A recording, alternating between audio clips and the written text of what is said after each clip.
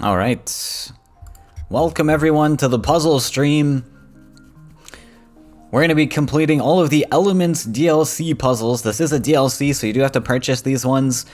I think you get the first page for free, but you have to purchase if you want to do the rest. I haven't done these puzzles in a very long time. Obviously, I've completed them, but it's been a very long time, so I'm not going to remember the solutions to any of these. So it's going to be a fun little one to check out. I'll try to give a little bit of maybe a tip before I solve them, just to give you a little bit of a hint, so you can try to solve it on your own. But otherwise, I'll put some timestamps down in the description if you're watching on YouTube, and we'll just have fun with it. So first puzzle, we'll do Power Overwhelming. I imagine the first few are pretty easy. But we'll take a look. I'll try and do it in my head, give a little bit of a tip first, and then we'll figure it out. Yeah, this one looks pretty easy. So, Gabrian Archon, a card that gains stats while on board or in hand, doesn't matter where he is. Gains +2/+2 if you played 2 cards with base cost 7 or higher. And then we want to attack with 3 Yaks. So 1 probably clears this. I don't think that makes a difference.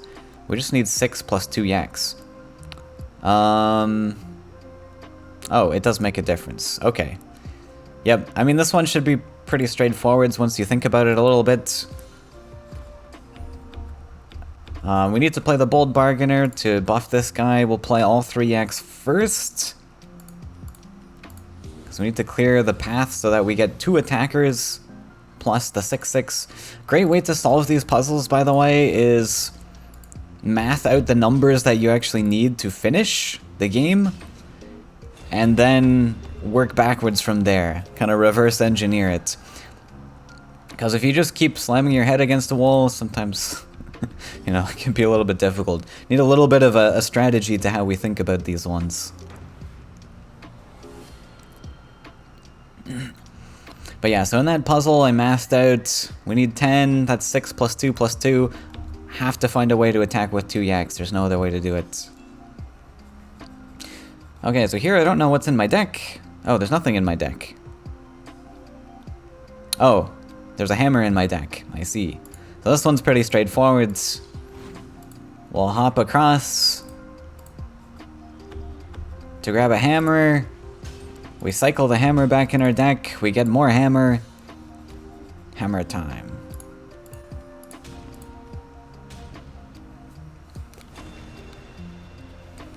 Puzzles are a great way to learn how to play the game if you're,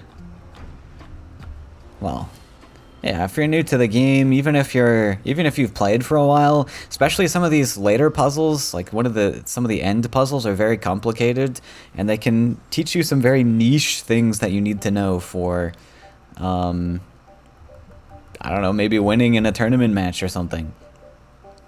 Okay, so we got a Wandering Monk. This seems like the obvious win condition. We need to draw at least 5 cards. Only got 2 in the deck. This will cycle 2.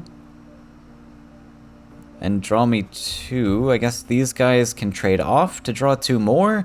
So we can draw a total of 4. And then are we missing one still? Okay, Dreamkeeper cycle. Oh, sorry. We have to, yeah. Obviously, we kill these off first. To get more cards in hand, we'll have to use this. Yep. So just calculating that we need at least 6, and then reverse engineering from there. So we'll move this land forwards, trade these 2 off. Oh wait, how am I killing the... That was stupid. I need to move that Colossus out of my way. He's in my shooting path.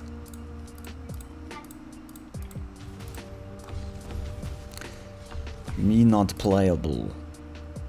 This will also discount our grappling hook. That's cool.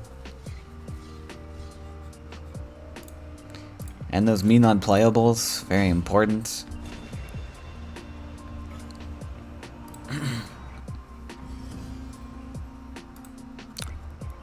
fish out of water.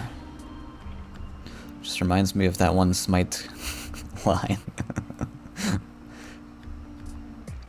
Poseidon's got a line where he says something something, you're a fish out of water.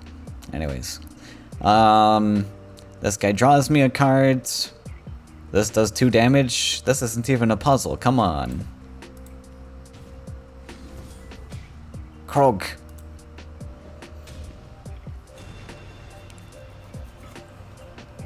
Yeah, so some of these earlier ones will be fairly easy, but that's okay. Mainly to teach about some card mechanics, how cards work.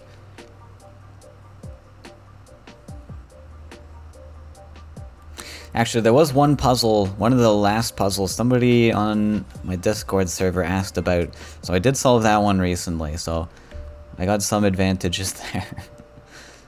Okay, this one looks like a lot. So we need 16, we've got 10 plus 6, so all of these guys need to hit.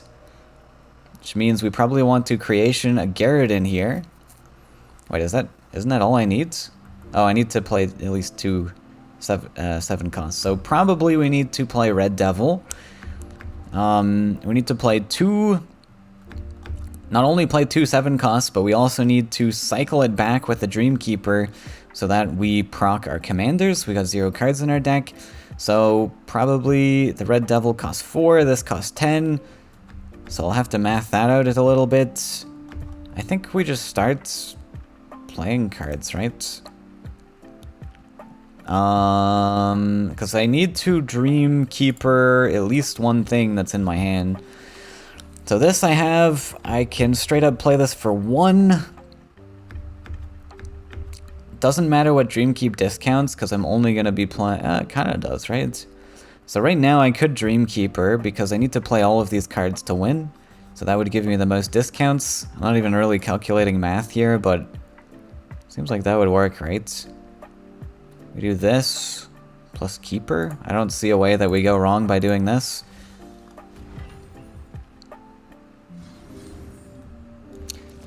That procs our boys, and now we need to find a way to grab Garrett.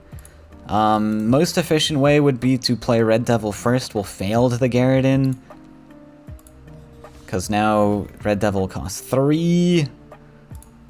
So, do this, and does that give us enough? Yeah, just enough. Second Garrett procs the Archon. And we double hit. Sorry, I guess I said I would give you guys tips before solving them. But hopefully, like, talking out my thought process is a little bit helpful. I dream and the frogs tremble. Okay, the prophecy. Do-do-do.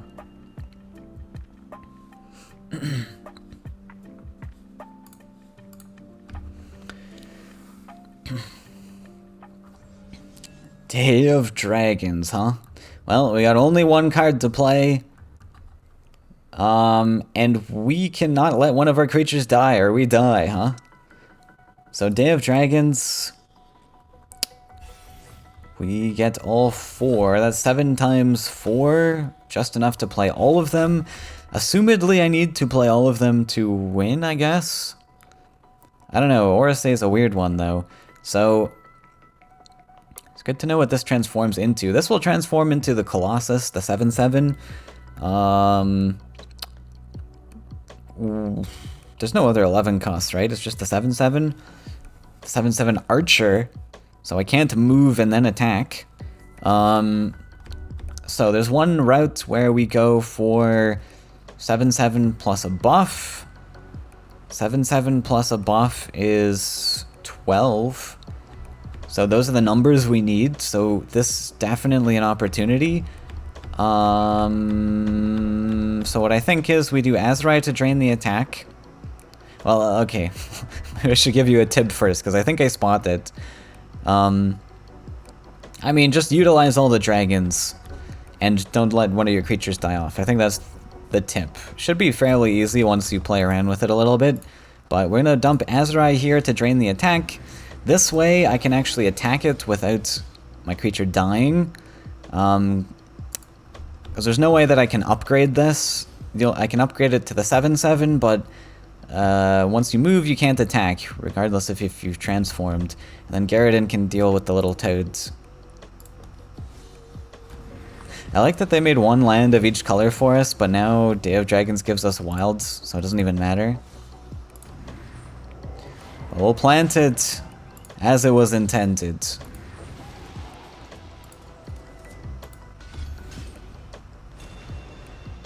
On the correct lands. Oris Day is definitely a tricky one, because you have to know what things transform into what. And some numbers, you only get one selection, like the 7/7 in that case.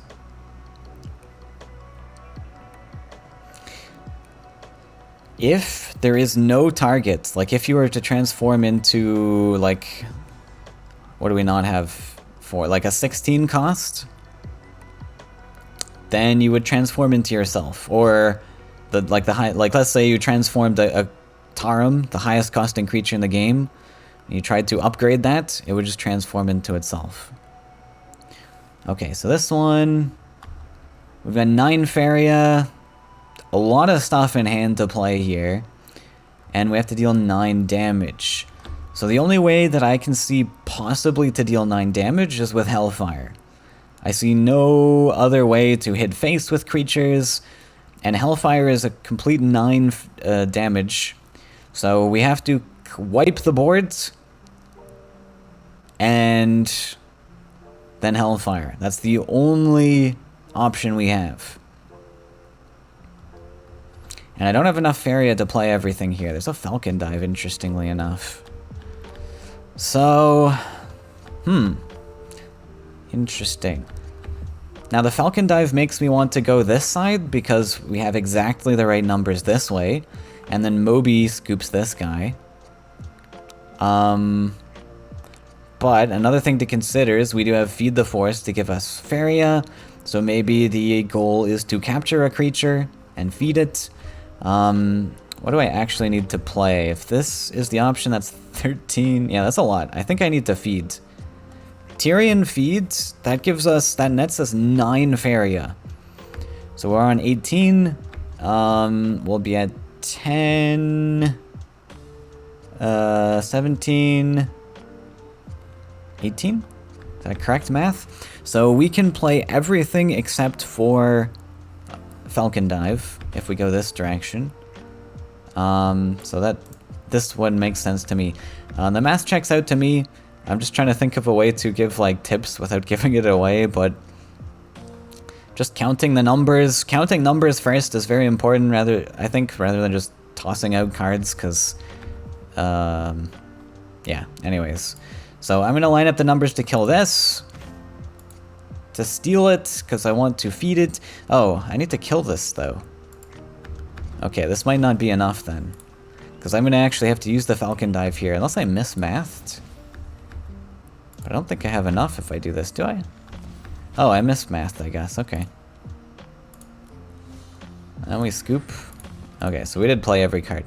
A lot of these puzzles, I find, make you use every card in your hand, so that's something to pay attention to. I don't know if they try and trick you sometimes, but I remember most of the puzzles want to use every card in your hand. So that's another good tip, I guess.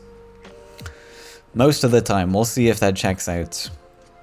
Oh, the Keldron Soldier, best card in game. So, obviously, what I'm seeing here, we've got 2 options to go face for 10, and then we need to finish with a Khalim's Follower. So we need to use our Power Wheel probably for that desert, because that will make up our number 12. Failed. Oh, we got Feed. I mean, this seems pretty simple, honestly. We need 2 failed. Failed Istanu is a really interesting combo. You guys can use this in your games. Very useful to know, because this almost pseudo gives it haste. The reason this happens is because these creatures don't have summoning sickness. When you transform a creature, that creature maintains all of its summoning sickness rules. Any rule that was attached to that creature. As it attacked already, it can no longer attack, etc. So we hit, we'll feed it to sack it, hit with the other one. Pretty easy.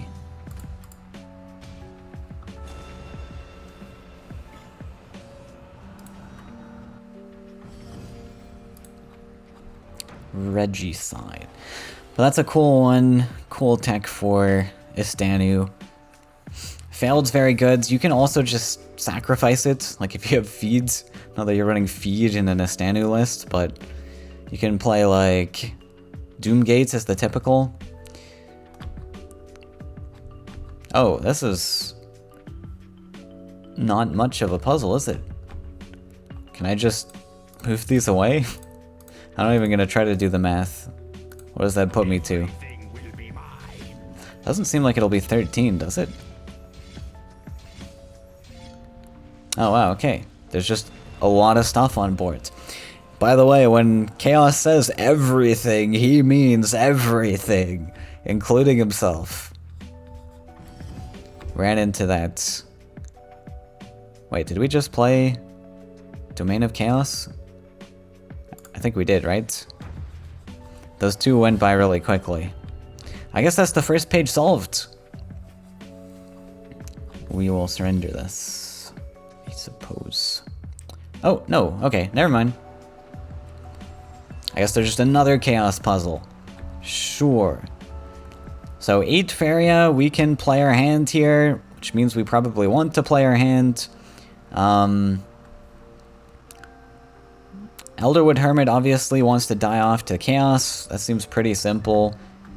Although Campfire, we cannot Campfire Chaos. He's immune. So what I would assume is we need to do something very tricky. So, I mean, the tip here is to use all of your cards. I think you should be able to figure it out from there. Note that you can't Campfire Chaos. So you're going to have to be tricky on other ways to Campfire so that you can give Chaos those pings elsewise. So I'm going to Campfire this Mace Man so that he survives. But now on this left side, we can't do the same because we need this second force to play our Elderwood Hermit. So actually, we're going to Campfire the enemy Triton Warrior so that he stays alive. And that gives us 2 forest spots to play our guys. And now everything.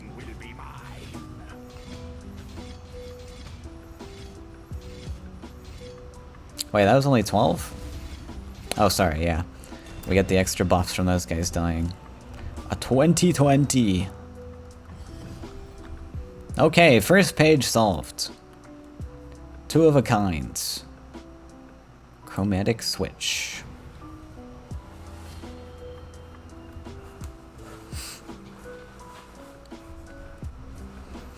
I definitely encourage you guys to solve puzzles on your own, because they're very fun, satisfying when you get them yourself. Oh, Earthcraft. Okay, we got a Necomata in our way, and we need to finish the game with 6. Okay, this is a very interesting puzzle. So, Earthcraft, of course, swaps lands around, which is going to swap these guys' stats. So, we need to be able to finish the game with 6 power, which means we need to, with one of these guys, clear the Necomata, but also have this guy die off, because he's going to be body blocking. So, he can't be a 6/4. Because then he'll survive, right? So we need to be able to delete our lake. Actually, we can make this a 6. Sorry, with red, then he's a 5/3, right? So we need to transform him into a 5/3. Which means we want a mountain. Transform that one, deletes the lake. It's a 5/3, and then we can kill this. And then we'll grab our lake back just to give the +1/+1 boost. And then there you go. Explorer is very tricky. Science class. Ooh, Frog Tosser was nerfed at some point. But all puzzles are solvable. They think about this when they make their balance patches, which is another reason balance patches are very challenging to fix or to implement. Because as cards change, like Frog Tosser used to be a 4/4. They had to make some adjustments to this puzzle. And I wonder if Cloud Machine was the adjustment. Friendly creatures have 1/0 flying and jump. Okay, so we need 4 damage. And the only way we can deal damage to our opponent is with Blazing Salamander. This does 2 damage to all adjacent enemies, including your opponent's face.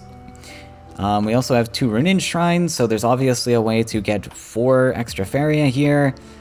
And double failed nets us 3 each, so 20? So we can play our hand, so most likely that means we need to play our entire hand. That's probably the tip. So, flying and jump. This isn't relevant, right? We need a frog to spawn on this space in order to plant our mountain. And then we can failed salamander and then clear. So, pretty easy then. We need to save at least 1 failed to fail the salamander. The other one shouldn't matter, right? I think we can just start with this. That creates a toad. Yeah, it shouldn't matter. Wait, I'm just thinking of where the toad spawns. Because if we frog toss this guy, we want the frog to spawn on this one. Guaranteed, right? Oh, is there any way? So, if we toss this guy, toad spawns here. Then we toss here, he spawns there. So we can't fail the first one. That's very important. So we do this one, we failed the second one. Now all the triggers will happen while the creature's still on board, you'll notice. So the frog can't possibly spawn on this forest. It picks the spawn location before it picks the spawn. Okay, and then we failed to get rid of the salamander on that spot. Gives us some collections. And that should equal 5. Salamander lethal. What a Sally boy.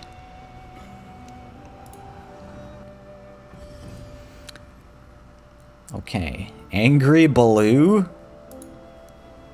Like from the Jungle Book? Are they allowed to do that? I guess nobody's noticed.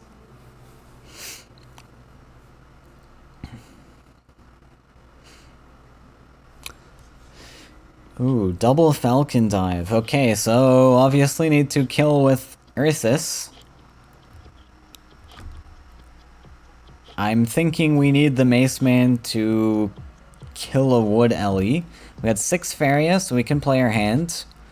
1 enchant brings this guy to 6, and then 1 falcon dive finishes. So this one's pretty simple. We just remember to play all your hand. Remember, enchantment can target any creature. And if we want to hit with the Ursus, we need to clear a Mace Man out of the way. So what I'm going to do is enchant the Wood Ellie, the enemy Wood Ellie, that clears that guy off. And then we can Falcon Dive to clear the other taunt. Enchant, and Falcon Dive himself for the 12.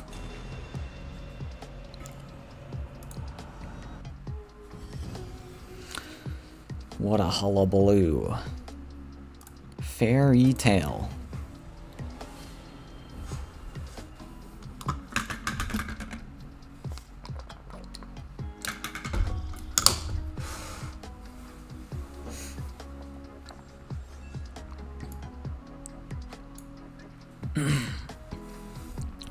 Okay, we only need 4, so only one of these guys needs to make its way in. We have 1 card in our deck.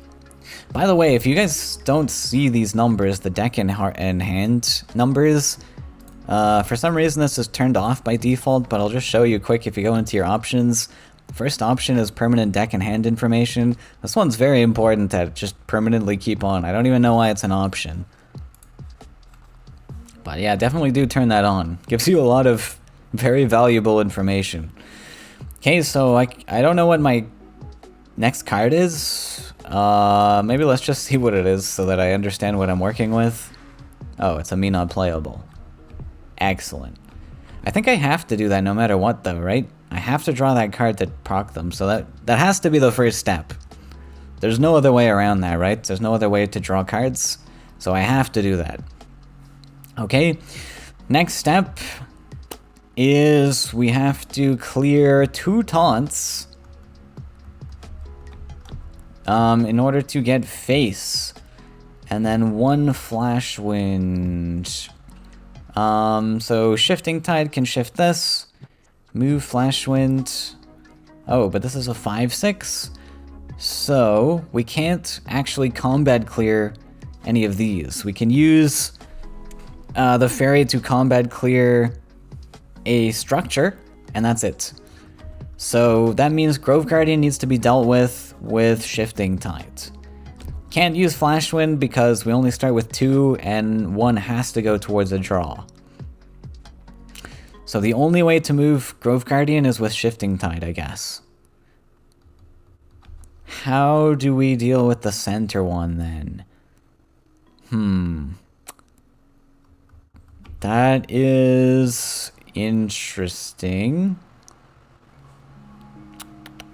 I gotta think about this one a little bit. This is a little bit more tricky.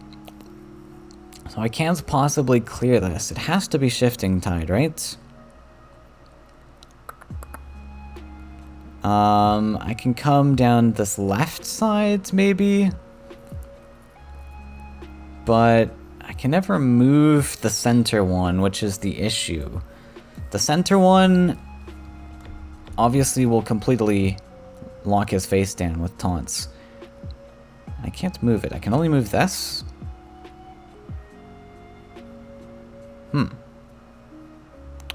Okay, this one has me a little bit stumped. There is no way to flash win this, right? Oh, I'm stupid. I have collections. Okay. I take it back then. So maybe I lied.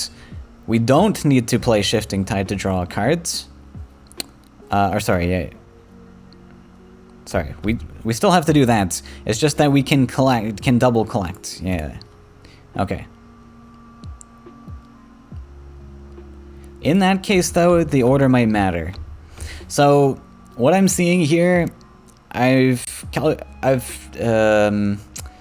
guess strategized that I need to move this guy off center. Because if I don't move the guy off center, there's no possible way my guys can attack. And once Shifting Tide is not going to be able to move this guy. So that means I need to use Flash Wind to move this guy. Or this... No, it has to be the center one, right? Because the center one always protects face, so... Probably we clear this left one, move him sideways, and then get our guy in. So that means we need to collect at least twice. And the way that I see this happening is on the left side here, we can collect twice. So I'm going to use this... Oh, but then we do actually have to proc our guy to move all the way up there, right? So probably I do need to draw the card. That can be our first step. Next step is move. And then we collect twice.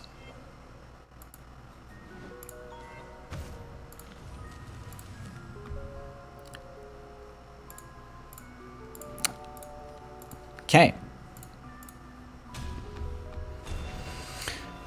So also paying attention to how many collections you can get on board to add to your Faeria pool, also important. Flying fish.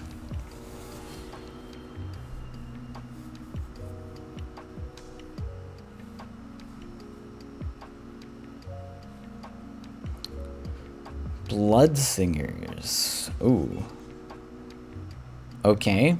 No power wheel to use, no cards in deck. So, in order to deal 3 damage, there's no possible way Kobold Barracks can proc Salmon, right? I can deal 2, 4, 6 by clearing all creatures. That's probably the method. Well, yeah, there's no way that Flash Salmon can go face, so... We have to use all these flash salmons to clear creatures then. In that case, these guys can go up to 2, 4, 5. So we can have 2 5-power flash salmons. Only 5, right? 4, 5. Okay, so... Oh, we're gonna have to use a 2-4 to clear this. The positioning will be a little bit tricky then. Interesting. Okay, so yeah, the math here, we need to figure out how to clear all 3 of these creatures while also keeping our Bloodsingers alive, because we need both of them to be alive in order to kill. That's the only way to solve this puzzle. So that would be my tip. And now... Oh, one thing to mention, I am like 99% sure this works this way. If I take the killing blow with my Bloodsinger, he still gets his trigger to proc. So we can use him to take the killing blow, I believe. I could be wrong about that. But that's kind of what I'm seeing, because I can only see this number going up to 5. But if it goes to 5, we need both Kobold Barracks where the Bloodsingers currently are. So, unless it goes... Interesting. And then how do we kill this one? Right, so we can also Barracks the Bloodsinger. That's a possibility. So, this guy can come over and hit this guy. We can also go up to 6 power on this one. So if we go up to 6 power, it's a possibility. This is at 4. That means double barracks here. There's 4 power plus 3. That makes our numbers. Okay. So first we need to play the salmon to get off of our desert. And then we play the barracks here to deal 3. We will sidestep. We will sidestep. Second flash salmon to get it off of our desert once again. And second Kobold Barracks here, and that should make 7. This guy survives. We have to do the order this way so that our guy dies last. And then we should get our proc still. Nice. Yeah, the procs happen before he dies. So, very important one to know. Yak Attack.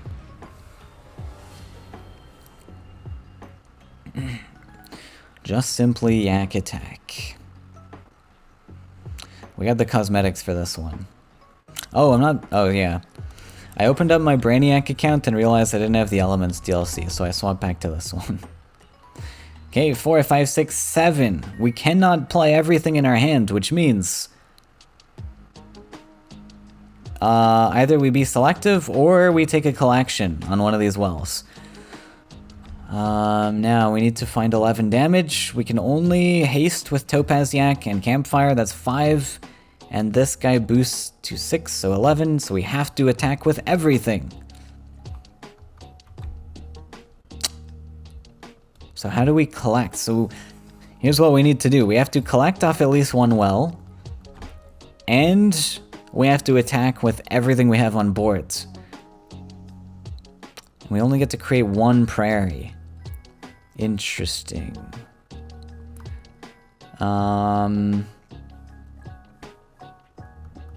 Is that correct then?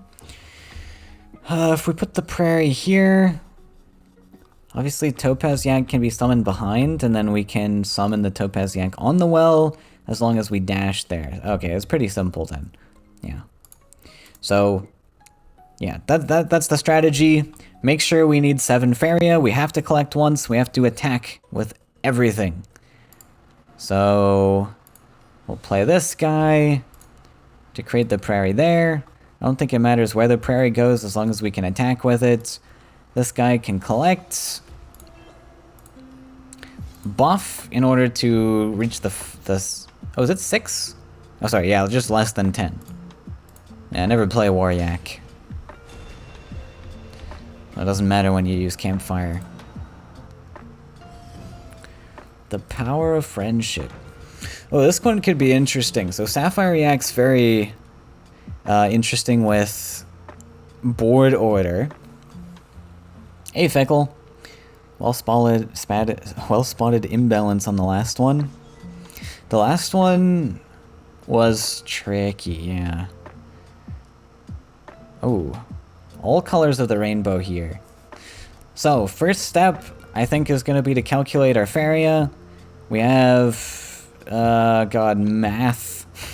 9, 10, 11, 12, 16, 17, 18. So once again, we need to collect once if we want to play everything. And most likely we need to play everything. Or we could +1 on the power wheel, but I doubt that's the strategy. Because we're going to need to go face. And then we need to deal 11 face damage. Rubiak plus Famine presents 4. Right? 4 face damage. Topaz, if we can get face, represents like 6. 6 plus 4 is not quite there, though. So I say 6 because of Sapphire Yak. 6. 1, 2, 3, 4. Famine does 4. This does 6. That's only 10. How do we deal 1 extra damage? Oh, I guess...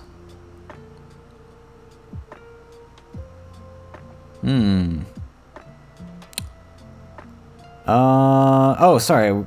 Yeah, we have an extra baby yak. We have 5 yaks. The power of yaks. Okay, so that's our goal. We have to hit face with Topaz, and then Famine Ruby Yak. Kill all our yaks. Okay, so obviously left side looks like the play. And then it should be pretty easy from there. Do the math first, play later. Need the double neutral. So I can safely dump my hand because Famine's gonna be played last anyways, so I'll just dump all the cards. Baby Yak comes up here so that we can collect Famine. Deal with the little seedling, and then that should be 6. Yaks. Yaks are cool. Stampede.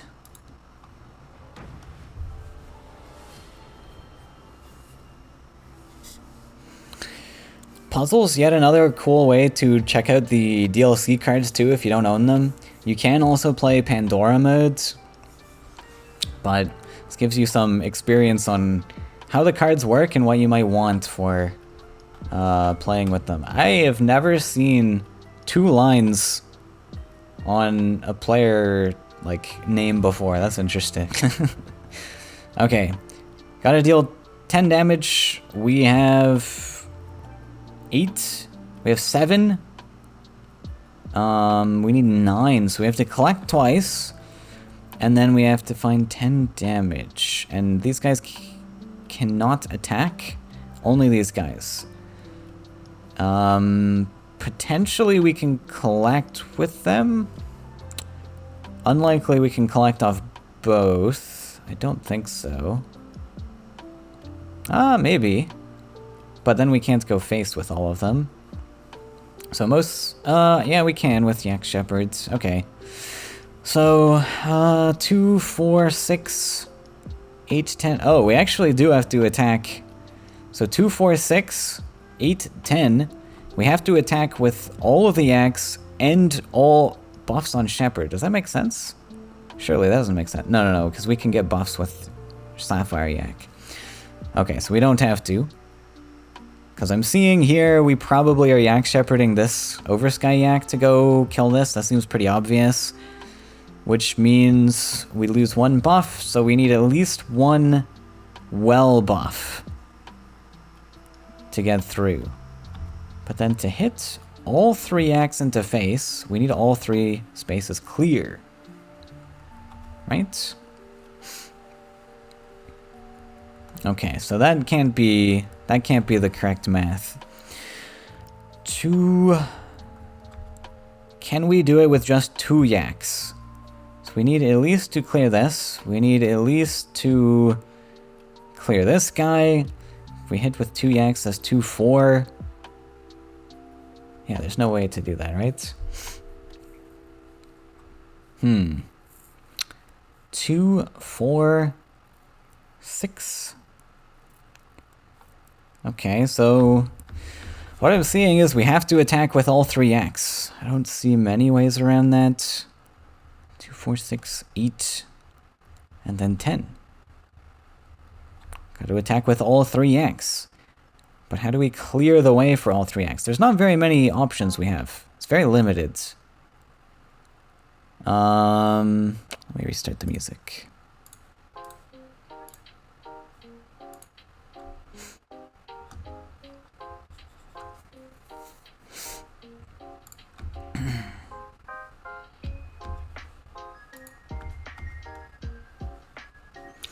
Okay, let's see. Well, let's see what happens. Just play with it, and we'll calculate the math later. So what I see probably is we summon these 3 Yaks. One gets a buff. Wait, that is 8 plus 2. Did I miss math? Oh, I don't know why I didn't think this would work. This guy. I guess it's just difficult to do in your head. Okay. Pretty simple.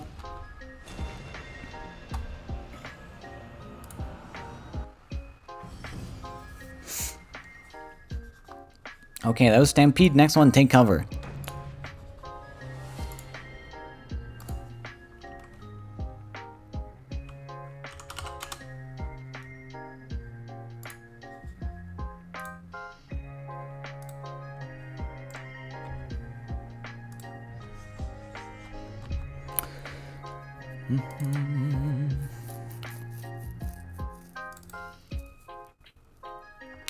Give me 1 second.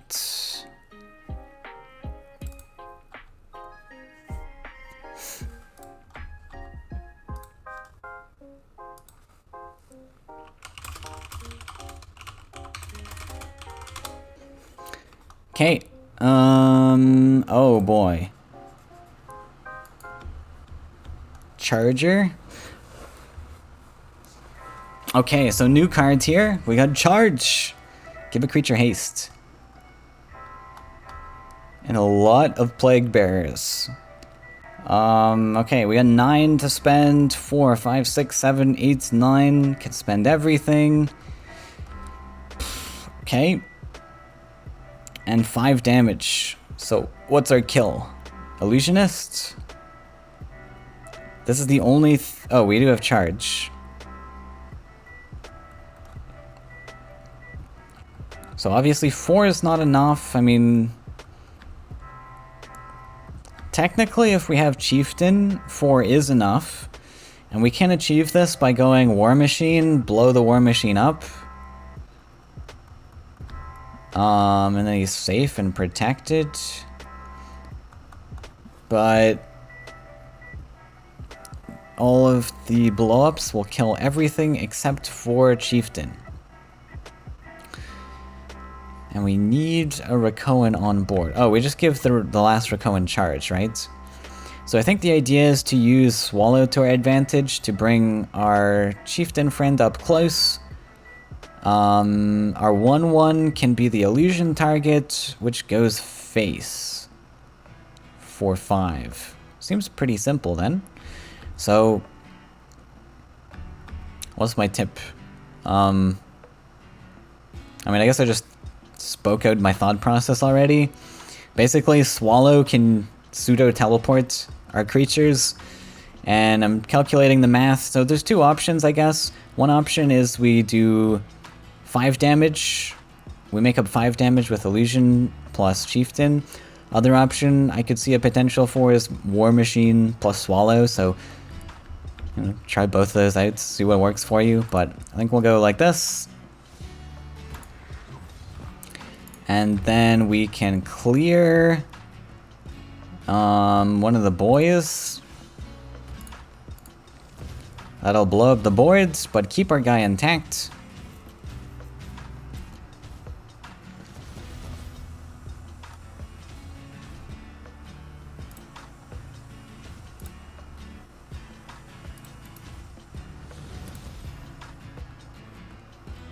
Okay, and then 1-1, 4-4, and charge.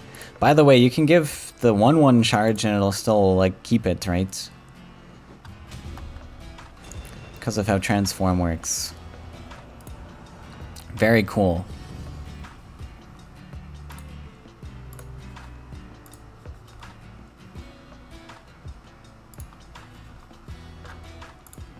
Okay, more cannons.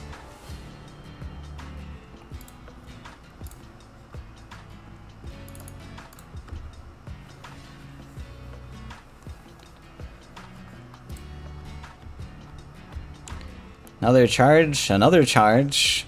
Oh my, that's a lot of cards. Okay, 11. So we got 9, 10, 11, 12, 13, 14, 15, 16, 17, 18, 19. That's a lot. So obviously we can't use all the cards in our hand. Well, maybe. We got a Reveler on board.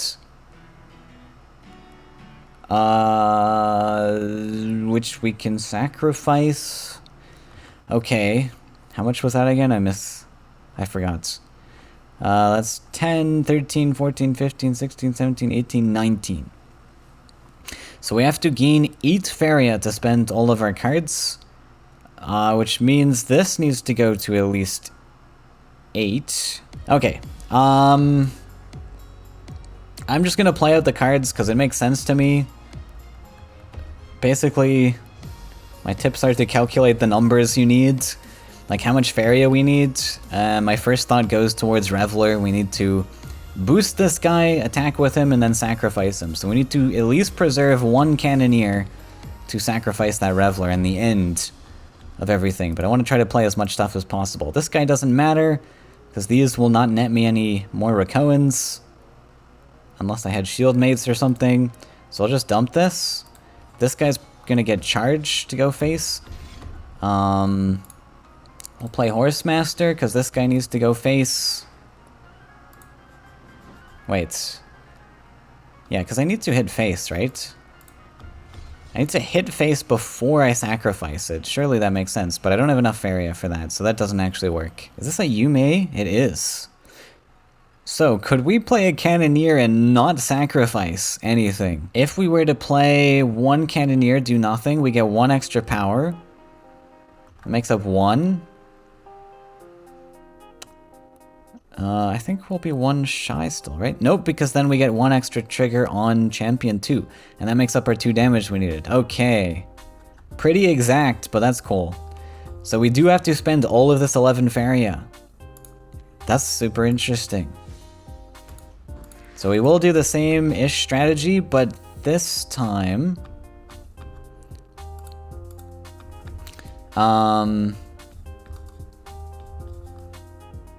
I'm gonna throw in a Cannoneer and not sacrifice anything. Because this is gonna represent 1 extra buff on this, 1 extra buff on this as well. We get 8. And now we spend our last 2 to sacrifice. I gotta sacrifice this guy. And this should work. Yeah, we have exactly enough. That's 10 power, 4 power, and 3 damage. Wow. Crazy. That's a tricky puzzle, because they're making you do something you wouldn't normally do. Play a Reveler just as a body. Very interesting puzzle. Okay, we're on to page 3. Okay, almost halfway through. What a hit and run, okay? This one will actually be Charger.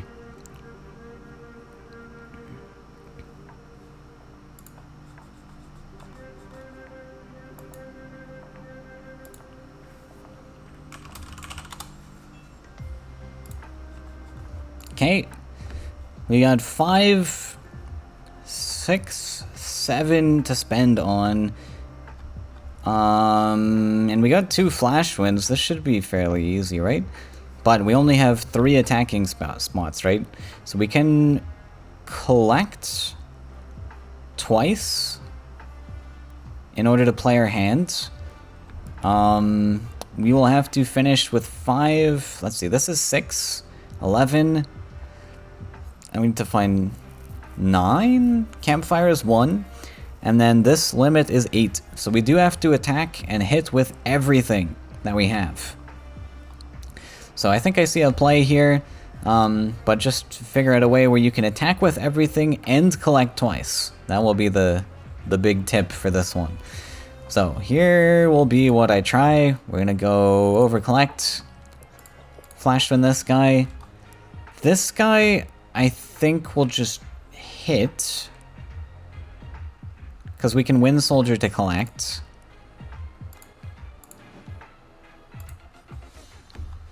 We won't hit yet because we need some stuff. Now this guy can hit. We will spend our last flash wind to move this guy away.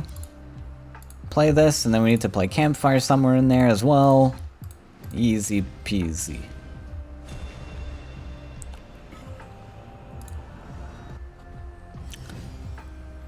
Okay, divine intervention.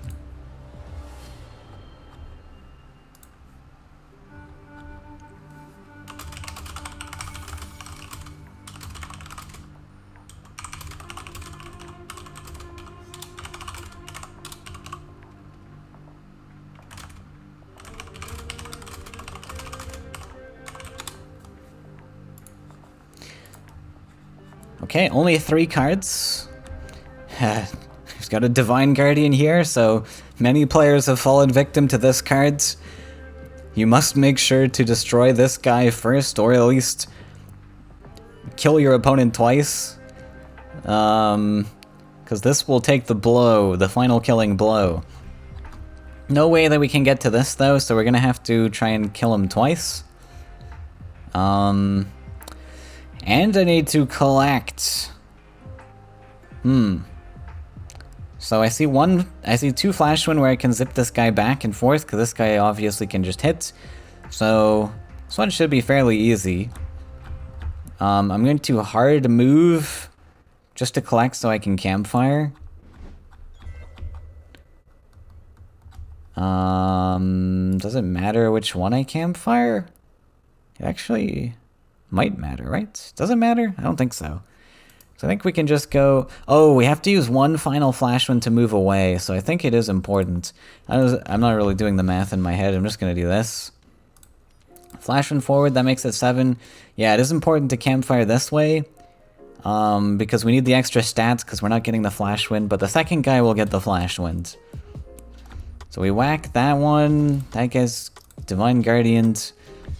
Second flash wind away, and we finish with our 8 power. Neat. The monster. Monstrosity is an important one.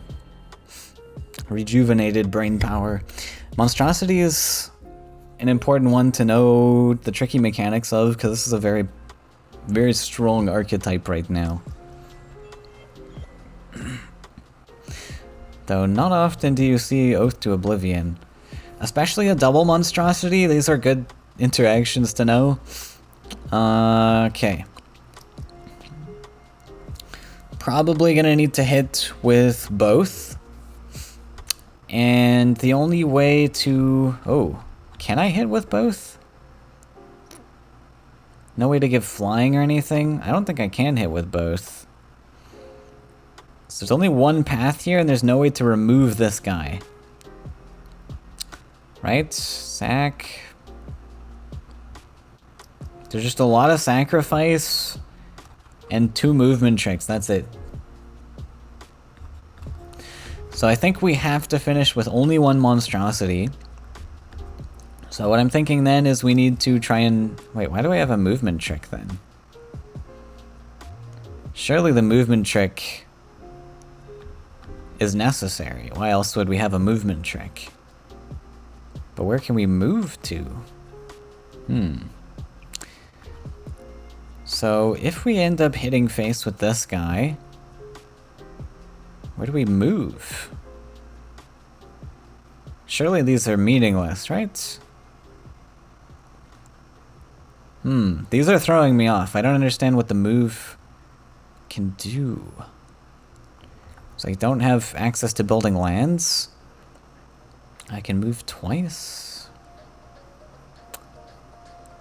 Yeah, I don't really get them. Okay, I can play my hand very easily with 5. Let's just play our hand and see what happens. But basically what I'm thinking is we dump a creature so we can sack it a million times.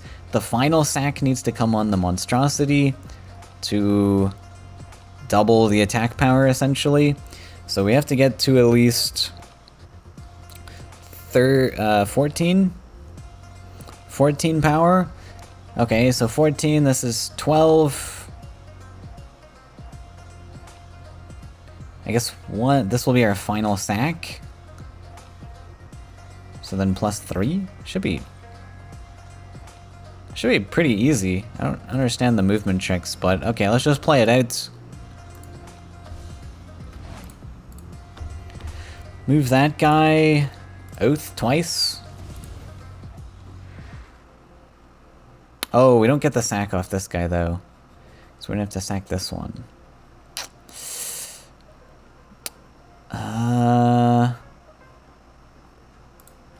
Do those numbers work out? Surely no. That's only 18. Okay. I am missing something then.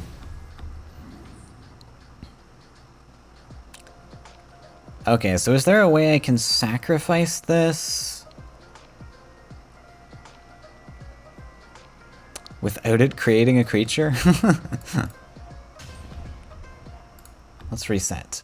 Surely the movement tricks are important. It's just not clicking in my brain right now why we need movement tricks. So, summon in its place.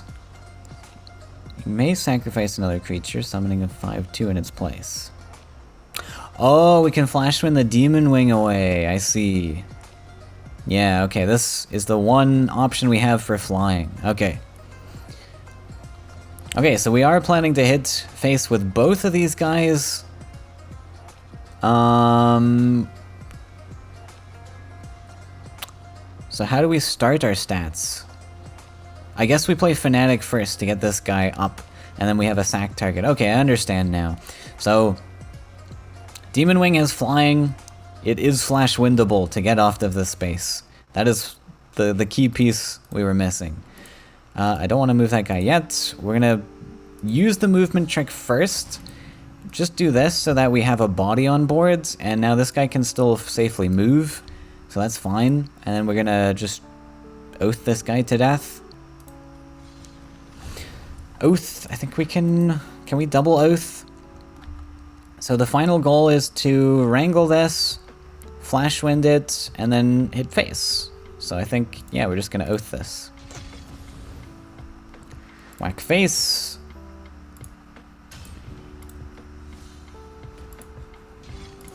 And that's 18. Cool, okay.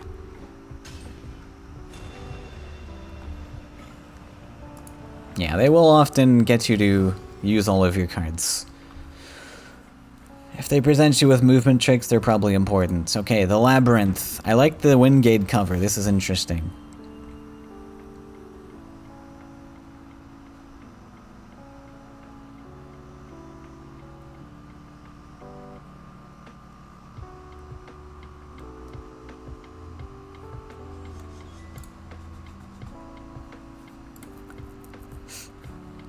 Oh my.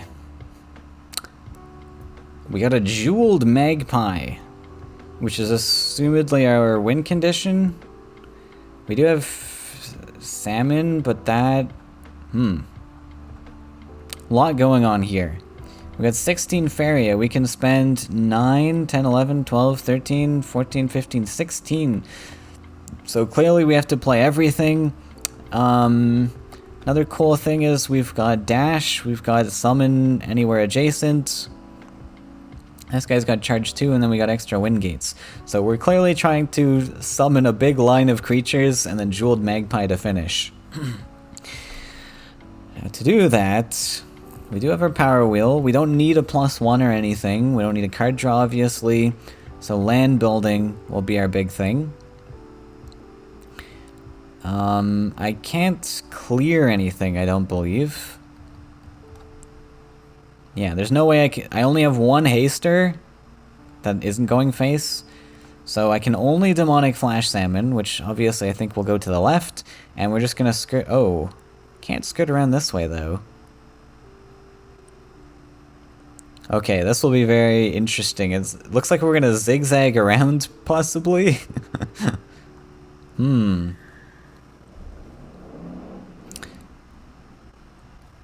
Okay. Interesting. So the first move that I'm thinking is Salmon. That gives us some distance, because I don't think there's any way we go right. We can't clear the creatures, right? So we have to go left. This has to be our first play. I don't really see any way around this. There's no more efficient way to get this way. I guess the one thing to consider is this guy at least needs a special land. Not necessarily. Windgate allows you to play anything. So we just have to find a path that we can go to face without touching these creatures, and I don't think there's any way we go left because of the taunt, so we have to zigzag this way. That's the only possible way to get through. So probably we use double neutrals to get there. That's the most efficient way, and we don't... This is the only thing that needs a special land. It does not need it with Windgate. So we play one neutral, you can right click to cancel, and you need a land to actually play a structure on, so we'll do it this way. And then this way we can play anything here. Of course, I need to play the second neutral though. And that means I need a creature there. Is that, like, accurate? I can play this on the ocean too, right? Huh. I don't know if this is what I needed to do, but I guess we'll figure it out. Kalima Skyguards, land, Windgate. No, we need to get a Windgate. Okay, so if this wants to hit face, we actually need a land here so we can Windgate here. Because this way we can summon the Magpie here and it can go face. So the goal is to get a land right here. So Swordfish, Dash, Skyguards. Got it. Solved the puzzle. That's interesting. Very tricky. This is a really cool, like, maze. That's super interesting. It's very cool.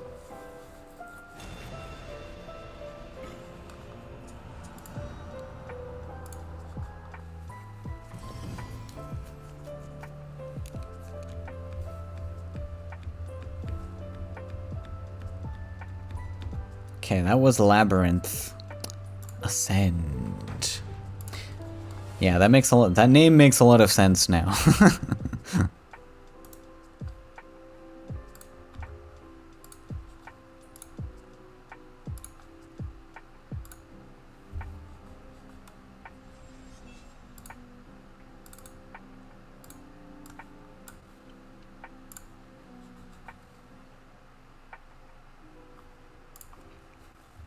Okay. 12, 17, 18, so we need to collect 4 to play everything. Which means we have to collect off every single well. Is that possible? I mean, it's technically possible, because we have 4 haste opportunities. So if we are playing everything, then we need to collect off every single well. Huh. And then what's our win condition to go face? Probably Monstrosity. Oh wow, this is interesting. So Salamander can obviously buff the Warhorn Yaks. Yakhorn Warhorn, okay. How many stats do we need? We need 20? seems like a lot. And we have to clear these plague bearers before a monstrosity comes down? No, we can buff this out of threshold. 2, 4, 6. As long as this is on 7, it survives. So Salamander clearly has to buff monstrosity.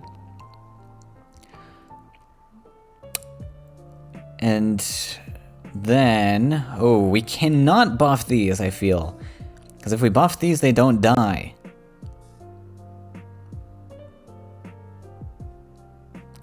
How do we get 20 power? Interesting. Okay, well, let's just do the math on getting the stats first. We'll figure out the rest later. So, if these did get buffed, it would be 2, 4, 6... 2, 4, 6, 12... plus the 4... plus 2? That's 18? Is that correct? Oh, plus 2 on monstrosity. No way. Is that really what we're doing? So 2, 4, 6. If all of them get Salamander buffed, that's 12. 16.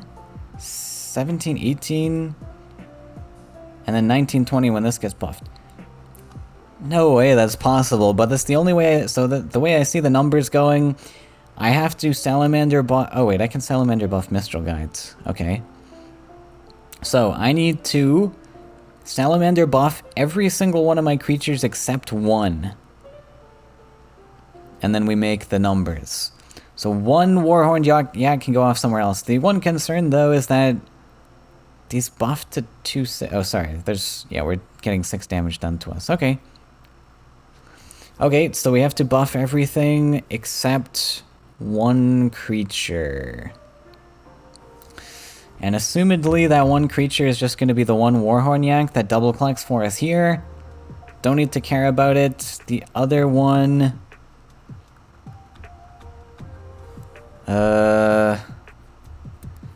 now we have to figure out how to Salamander buff everything while still collecting. So Salamander has to go here, I think. Monstrosity goes here. One Yak stays there. This Yak steps up. This can step up. There it is. Oops, it reset it for me. Okay. Let's go here. Here. Here. Don't forget to collect. Up we go. And that's it.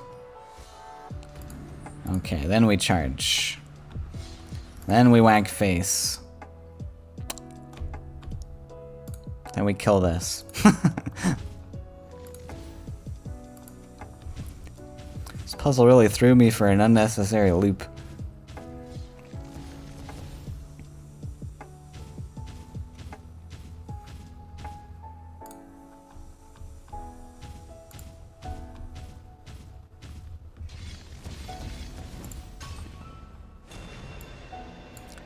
Dun, da, da, da.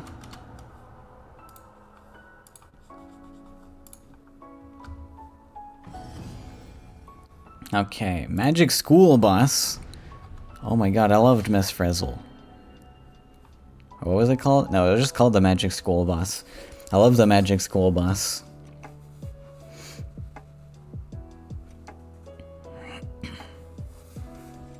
That was such a great show.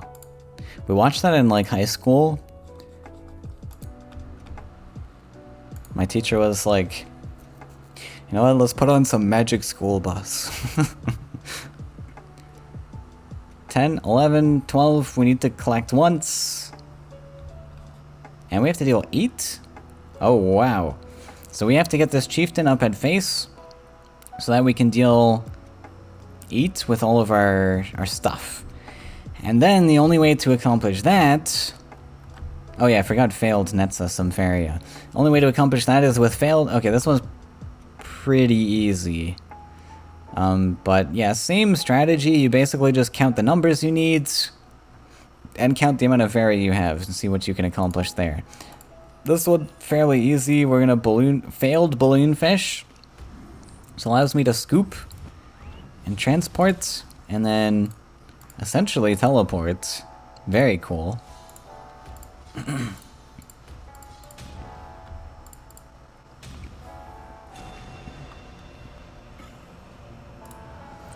Throwing some easy ones in there just to relax our brains a little bit. Scavenger.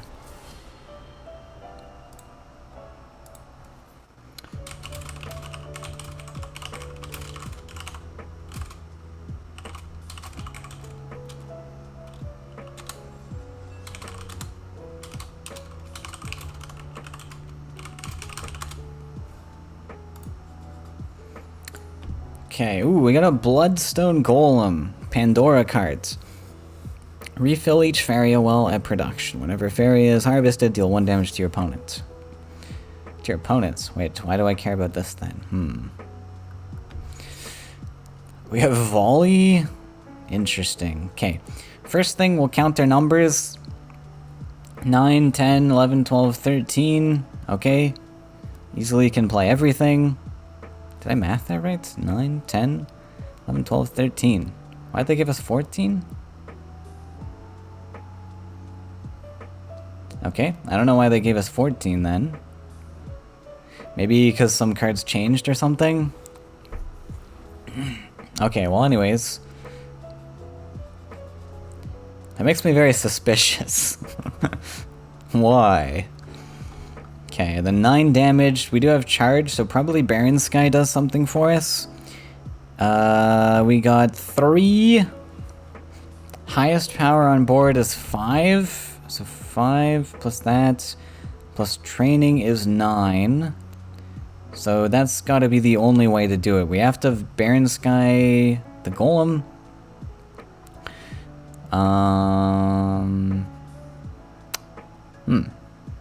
But how do we do that then? Oh, we have to give it flying? But then I'm missing my 1 damage. Oh no, because we get the 1... Yeah, this gains 1 attack, and then this gets the extra attack from that anyways. Oh, interesting. So then we need the Vulture to be not in training... Okay, I understand. So we're going to use Volley to our advantage, or Training to our advantage to volley it. Sick. Okay, I think I have the puzzle in mind. Pretty easy. We play all our cards to win this one. And we count the numbers that we need to finish the game. Have to kill that Bloodstone Golem. That's a must. So we're gonna give it flying so that we can volley it down to 1 HP. We do have to clear this guy out of our face. So that this guy has a path to attack. And that's 6 power. Plus the Flame Burst, plus the charge. Sick.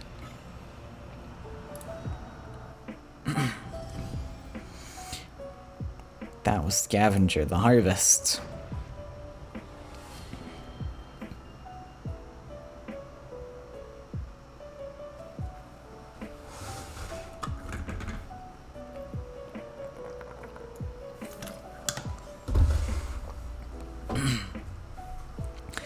Oh, Bolted Lightning's fun. Sorry, Bottled Lightning? Bolted Lightning? Bottled Lightning. Is that light help? Kind of.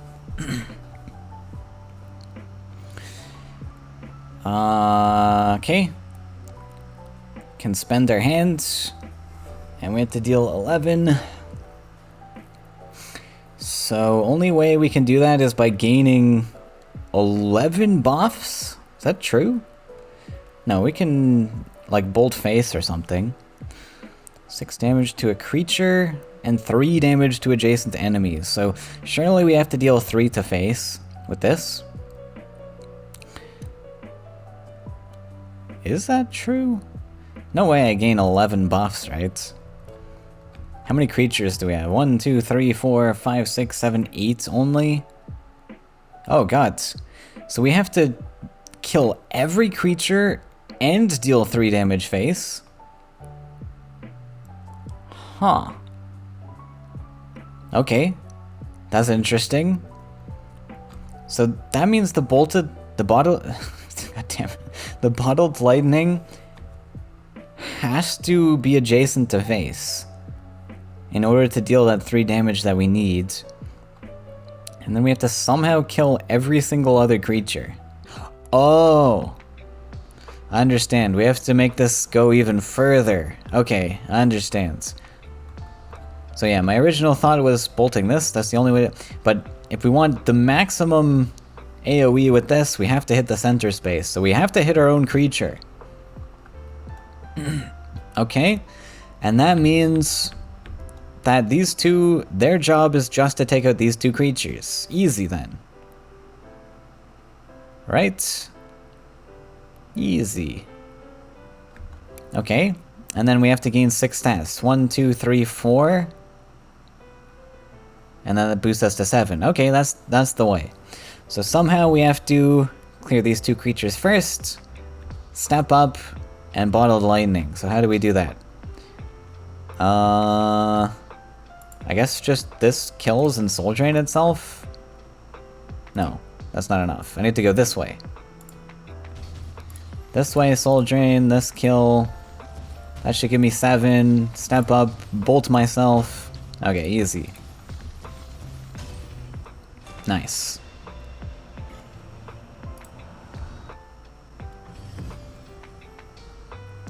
Nightmare. Yeah, is my brain gonna be like exhausted at the end of this? Am I gonna have enough brain power to finish? Beat the last one? Ooh. Okay, interesting. We have a charge, which leads me to believe I want to charge with one of these ghost dragons. We had 8. Okay, so let's assume that we failed the Dreamkeeper. We got 7. This is going to be 3, 4, 5, 6. So we're able to be inefficient with 1 card. As in, we can play maybe 1 card first. Oh wait, sorry, I have to play this. Oh, I guess that's the 1 card we're inefficient with, because we have to play this in order to get buffs. And we only have 1 charge. Oh, interesting. I'm sure I want one of these to die. This can be boosted to 7 power. With Sky Captain. We have to deal 15.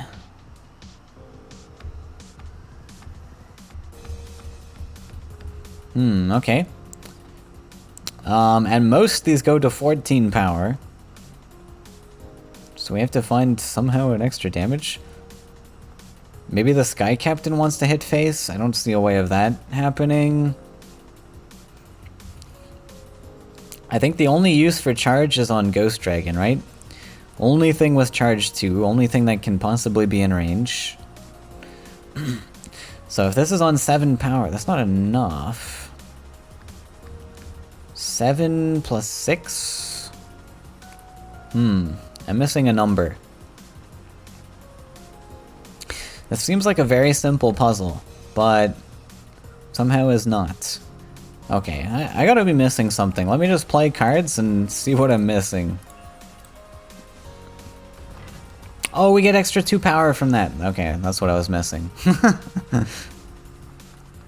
Yeah, I guess I missed that.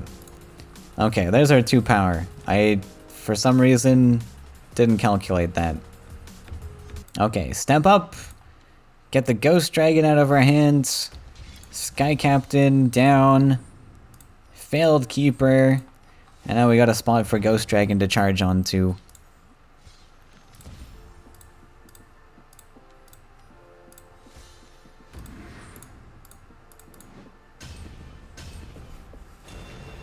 GG.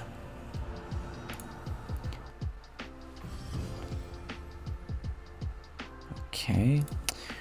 Ocean Lords. The last page I know is very tricky. So we got 1 more page, maybe of moderate challenge. Then we're on to the big one. 19. 11, 12, 13, 14, 15, 16, 19, 20. Okay. I'll have to collect. And we gotta use production on this one to try and get up to 7 lakes. And then I need to find 20 damage, which looks like Gift of Steel plus Beirut plus Dreamweaver. It's gotta be the only way, right?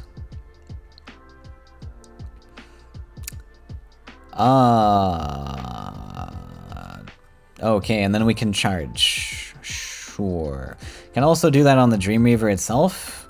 Okay, we must need to push Beirut somewhere where he's going to get the most amount of lakes. Yeah, that makes sense to me. But we don't want to gobble our mountains, because if we do, then we can't play Gift of Steel anymore. So a little bit tricky there. And then failed Balloonfish. Ooh, this has to be on a lake. No, it doesn't have to be on a lake, right? It can just be here if it wants. We already spent our move though, so we should go here. That gives us 3. Yeah, should be easy. You keep the stats. Wait, what?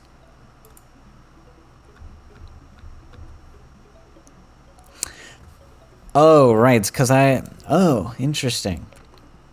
Okay, that's extremely interesting.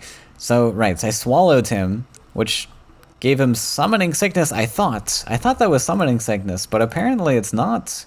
Because I can't... Haste doesn't work? Wait, does haste not work out of swallow? I never actually tried that. Okay, now I understand the puzzle. I didn't okay. Yeah. Important to know that adjacent means next to, not on top of. I understand now. Okay, this puzzle makes all loads of sense. So we'll do this. Oh, wait, does that work? Yep, because I need 3 lands, and there's my 3 lands. And we need to be adjacent. We stand on the mountain, and then we do this, we get our 7 lands without affecting the mountain. Okay, crazy. Okay, that's very interesting wording there. So that's just English. I guess if you're not an English-speaking person, then screw you. But yeah, that was cool. That was a cool puzzle.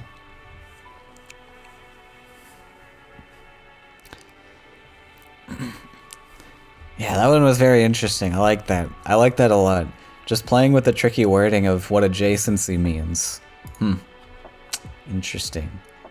Okay, that was the last one of the 3rd page. I guess they're gonna get pretty complicated from now on. I know this 5th page, very complicated. So we're on to page 4. The hunt is on.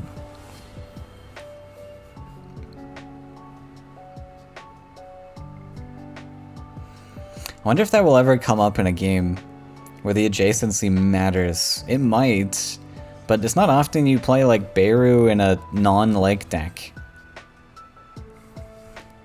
Oh, this is interesting. Destroy all enemy creatures to win, not a win this turn. Oh wait, what? It still says win this turn. Can we can't win this turn, right? No, there's no possible way. So we have to destroy all creatures. A little bit of mistext there. Okay, so we need 5, 6, 7. I have to collect off all wells for this. Should be easy enough, I guess. Wait, how do I kill all... Oh, because we have haste. Okay, sure. Seems pretty easy, I guess. Up this way. Sorry, I need 2 mobility tricks. Because we give haste if we go this side. So we go on this side. Yeah, that should be pretty easy. Move down, give this one haste to collect. Then we can afford campfire. Okay. Puzzle solved. No lethal, but full clear, best clear. Extinction Event. Oh god, I'm gonna get the PTSD flashbacks of Meteor. Don't show me meteor puzzles, please.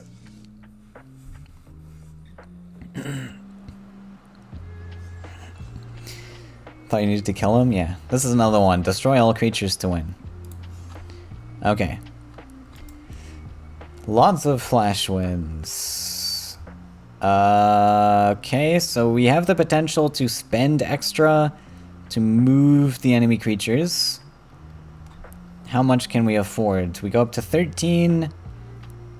I can potentially collect 3 times, so I'm at 16. I can move 2 enemy creatures. Move Flash Wind once, Flash Wind twice. So I don't think this can combat hit into anything. That doesn't accomplish anything. This guy's sole purpose is just to collect. It might have another purpose to step on an enemy land to produce an Explore. I don't know. That's a possibility.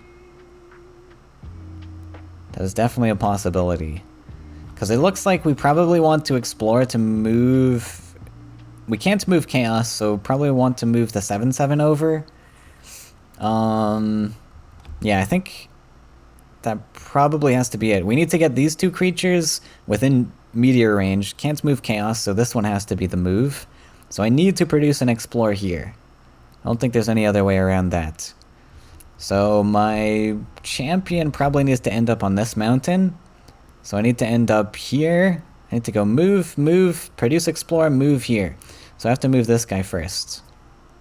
Working backwards, reverse engineering. This is what I learned in engineering. Move, move, explore. Move to collect again, move this guy, easy meteor. Wow. Gonna have nightmares remembering that lizard line where he blew up my whole boards. My whole salamander board that I worked so hard for. Defenders of Oversky.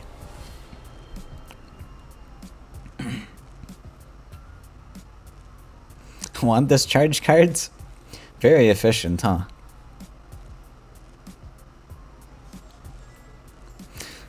I think it's gotta be priced a little bit differently, but... Destroy all enemy creatures. Destroy all enemy creatures with Tosser and Copter? Oh, they're all... For some reason, I saw the Exalted Ogre and I'm like, oh my god, I got 4 ogres. Just 3. Okay. Well, that should be fairly easy. Can... I need a mountain... Oh, wait. Okay, so surely... This... Okay. I need to copter right in the center. That makes sense. I could also copter here, I guess.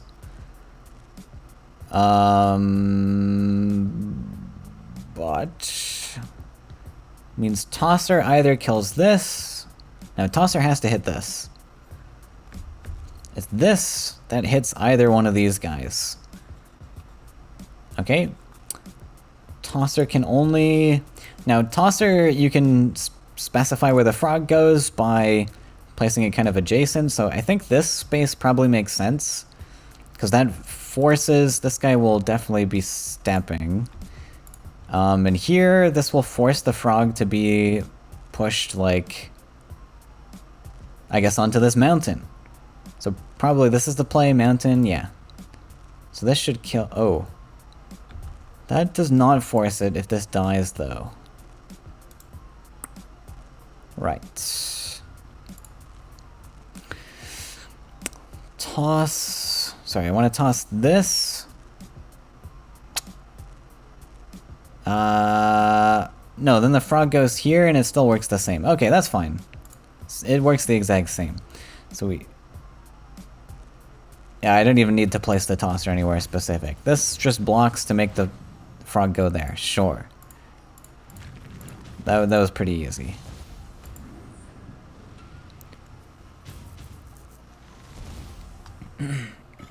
Okay. Next one. I assume all of these are wipe the slates. Full clear, best clear. Valiant Sacrifice. It is an interesting new puzzle mechanic because all the puzzles are win this turn. Getting something like full clear. It's a cool alternate win condition for puzzles.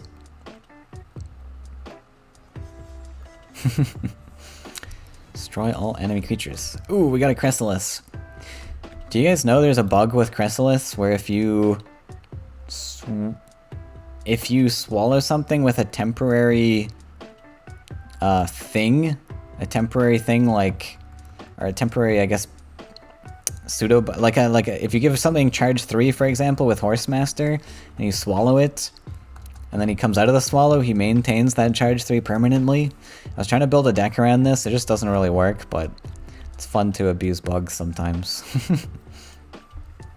Okay, so Hippo's interesting. When we hunt down, this counts as combat, so we can hunt down something on boards, and then his ability triggers, which is very interesting. Now we can only hunt down a thing once to not die. Wait, what does Chrysalis do? Oh, Chrysalis pseudo teleports us, so we can teleport next to one of these lands. So assumedly, we need to hunt down once to 7 power, hunt down twice to 9 power, and finish off the Ogre Battler. And this guy, since we're adjacent to him, we're going to deal the swarm damage twice by swapping sides, I guess. And so the only creature left untouched is going to be this one. I'll teleport to this side, sacrifice it, and then we can finish the Ogre Battler.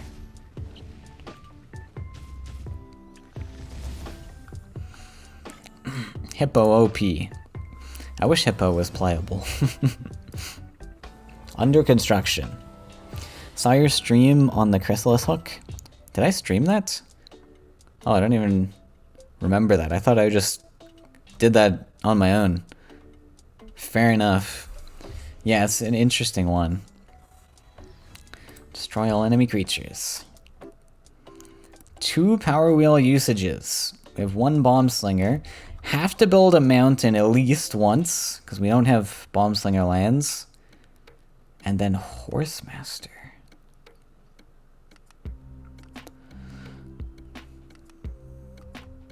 Okay. Interesting. We got 4 targets, 3 creatures, and 1 slinger. So all of these creatures need to kill something. Which leads me to believe the 3/3 needs to kill the 4/3. That's the only way we can allow 4 creatures to kill 4 creatures. So 3/3 has to get over here. This is a 5/6. Only 5 power thing we have has to kill the 5/5. And then it's up for debate whether 4/4 kills this or Bomb Slinger kills one of these. Okay. So I guess first thing, the 3/3 gets over here with Horsemaster. No, I don't know about Horsemaster. We have to fill in this land, so he's gonna have to at least step once. Not necessarily. 4/4 could step up? I don't know about that. Okay. But Horsemaster definitely is a potential to get over this way. I think Bomb Slinger reaching over this way makes sense, maybe? And then, how do we corrupt efficiently? We can... What are the ways we can use to corrupt? We can Sunken Tower this land. And if we Sunken Tower this land, it gives me a stepping land where I can produce a mountain. Also allows me to double neutral with 1 power wheel usage, Horsemaster. So I like that thought process. Sunken Towering this. What are the other ways we can corrupt? That might be it. Actually might be it. So if that's the only way to possibly corrupt, that has to be one solution. Yeah, I don't see a way around corrupting elsewise. So we must move this way. I think this should be solved then. I think I just see it already on boards. This one, I don't need to worry about collecting or anything. Why is this like grayed out? That's weird. Corrupts. This moves. Corrupts. We get our mountain. Let's explode together.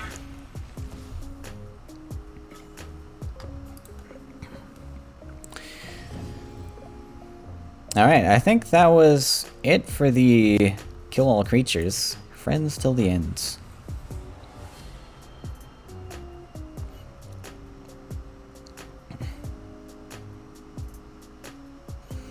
You know, one stream we had to do is a speed run of like world bosses or something.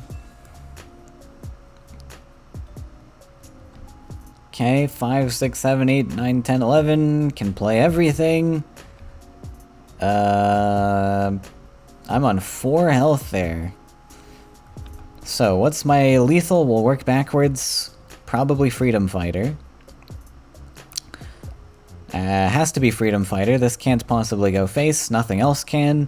So Freedom Fighter's the lethal, which means we have to deal with Grove Guardian. And this. We had to deal with both. So we can't build lands. And then we also can't die to the Battle Rager. Oh, how do we not die to Battle Rager? Oh, okay, I see. Okay, I see the puzzle. So, yeah, we had to play all of our cards. We have to clear both creatures. I think that would be just my one tip. And you should be able to figure it out from there. But we'll play the Ancient Boar first. This way we can hop.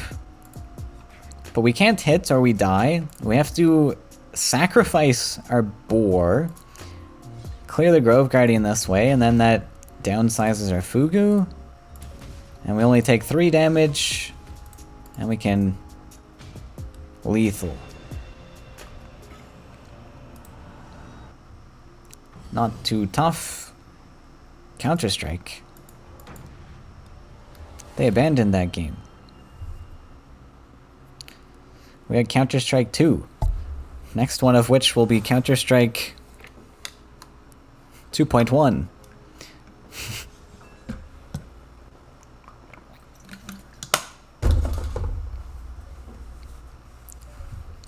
Okay, 9, 10, 11. Can safely use all our cards. Because the only way to attack it twice with this not dying is if we buff it. Like, there's no other way. The other combination is to do this. And that surely doesn't work. Oh, sorry, we just attack and then we... Right. Attack first and then do that, sure. Sometimes just clicking buttons helps you solve the puzzle. But I think it's good to calculate it first in your head, because if this is going to have any relevance from when you're actually playing games, you can't just click buttons when you're playing an actual match. You can't go back, you can't undo your moves. So you kind of have to get used to being able to calculate before executing the move. I think that's more useful. Hookxolotl.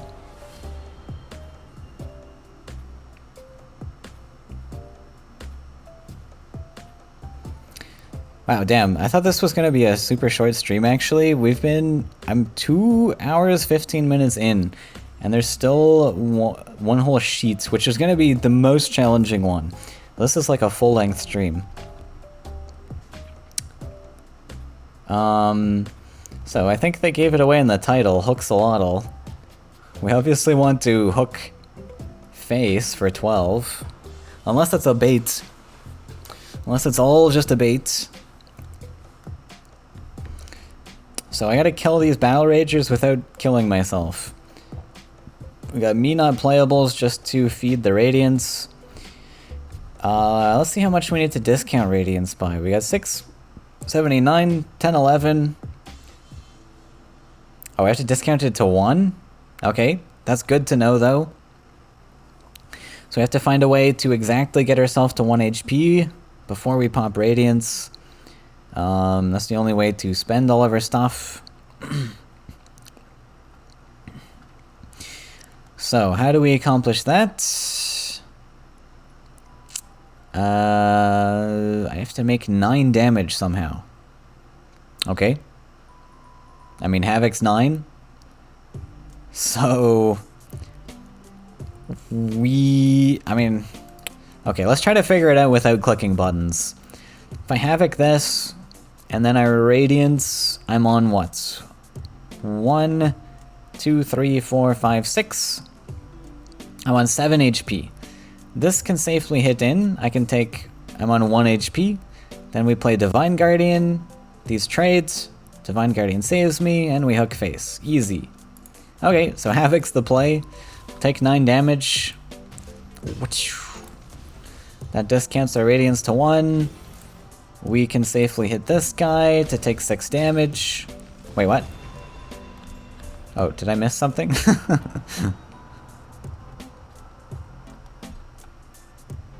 Ah, sorry. Damage dealt to this is also dealt to you. Maybe this just finishes this one? I'm not sure if Divine Guardian will save me from both damage pings. When you would take lethal damage, prevent it and destroy this destroyed. Not sure if this will work actually, but we can try it. Just for funsies. So Divine Guardian.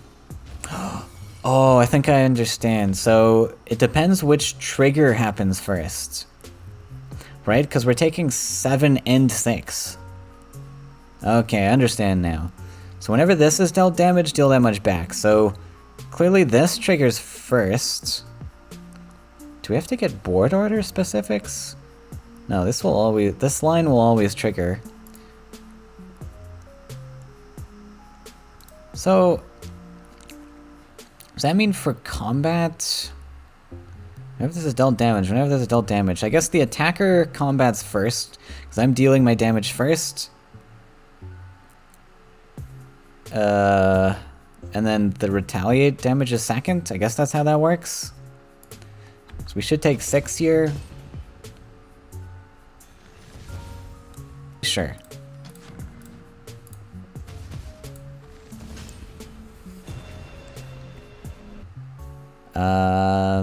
Pride comes before a fall. I wonder if there's a viable deck with Divine Guardian and using some of those self-damage cards. 'Cause the self-damage cards, obviously they hurt a lot. I mean, the 7/3 is awful no matter how you try. But the 6/4 is like, maybe okay. It's a 4 cost 6/4, I don't know. And if you have Divine Guardian in there, you can not die. Kind of get to choose the damage numbers on your own turn, I don't know.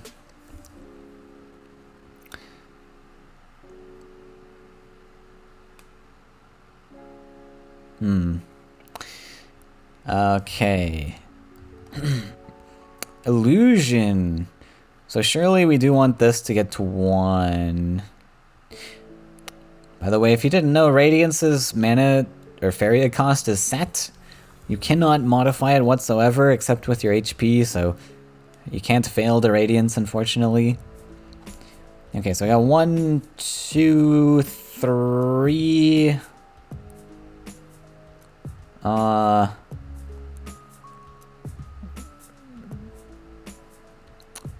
Wait, so I guess Illusion is going to be faileded. That's the goal, so that monstrosity gets stats. There's no other way I can use these stats to go face, so it's gonna be 1, 2, 3, plus 4, 7, okay. So yeah, we can play our hands as long as Radiance costs 1, we'll fail the Illusion, and that means this needs to hit face, and how much stats will we get? 1, 11, 12? Okay. Wait, 12. So does that mean we just need one of these 4/4s to die off? Okay. One of the 4/4s dies off, and we need to not die. Okay, we have a Radiance to heal ourselves, right? But this has to cost 1, so we also have to find a way to get to 7 HP. I think the campfire will play a role there. 7 HP, so if I Yeah, I see the method. So we have to buff our Mace Man maybe to 5 so that we can deal 5 to ourselves and then 2 to ourselves. Okay, easy enough. I think we'll just do it here. Get him out of the way. 5 to ourselves and then 1 hit gives 2 to ourselves. We can finish the hit after we've healed. A Farm Boy. That finishes and then we're okay. Failed illusion. 17. Wait, we didn't even need the Farm Boy. Wait, did we need the Farm Boy? Why did the game give us Farm Boy if we didn't need it? Farm Boy didn't add anything, did it? It adds 1/1 status to illusion, that's it. Doesn't die, so it doesn't boost monstrosity. Why did we have Farm Boy? This is gonna be a giant conspiracy theory now. Why did Abraham provide us Farm Boy in that singular puzzle in the Elements DLC? Is it a sign? Is there some hidden subliminal messaging here into their next card expansion for the meme? It's gotta be deeper, Fickle. I swear, it's gotta be deeper. There's some hidden information here in the Queen's Farm Bellish new expansion set. It's coming. 8 years. 8 years from now. To stand menacingly. Okay, we did this one, right? Shedim Wastes. Last one of this page.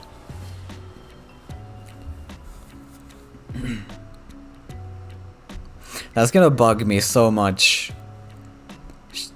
I feel like there's a purpose, and I'm just like overlooking it. Okay, 3 damage to face. We have 1 Blood Singer and 3 enemies on board, so this is just kill all enemies while not dying. 6, 9, 10, 11, 12, 13, so I can afford to Flash Wind an enemy, and that's it. It's Singer? No, it's not. Is it Blood Singer? It's not a Singer, is it? That is how you spell Singer. Don't tell me otherwise. That is not a Blood Singer. That is a Blood Singer. So, this Blood Singer plus Salamander deals with 1. That's 1 combat hit. Second one, Wind Soldier. Wait. That's so easy. Oh my god. I was trying so hard to fit the Gnat in the equation and I don't think he fits. I think we just...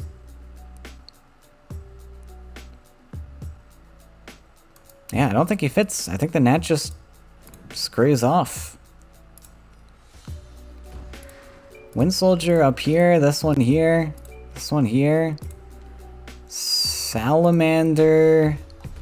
This works, right? And we Soul Drain. Oh, we can even kill the Blood Singer so that we don't take any damage.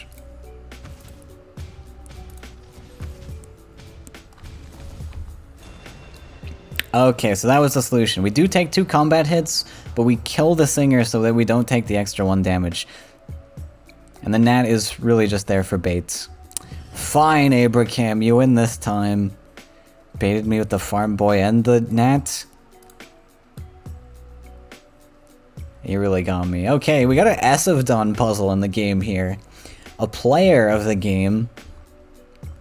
I guess he submitted one of his puzzles and got accepted. S, I believe, is in the credits, if you search.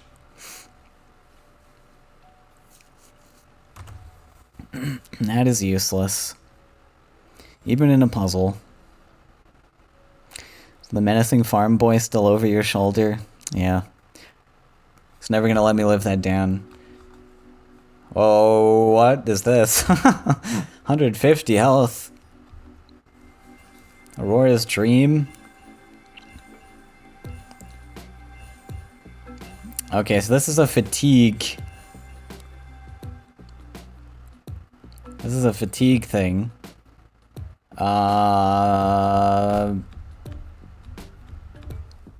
Windfall? For free? So the windfall is just to allow us to get Ulani's medallion. We're basically just gonna hunted outlaw all of these fish. Why do I have all these cards? These don't do anything, right? Surely I'm just dumping my hand and then Ulani's medallion into Doomsday, into Outlaw into Doomsday? There's no other way to do it, right? That's just super easy. I'll just dump the cards and see what happens. I'm not gonna do all of the math there.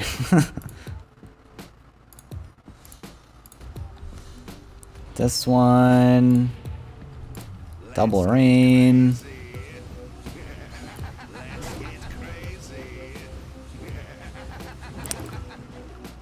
And then transform.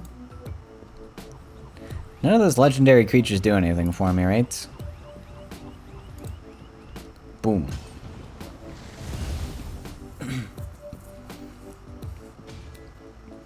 One, two, three.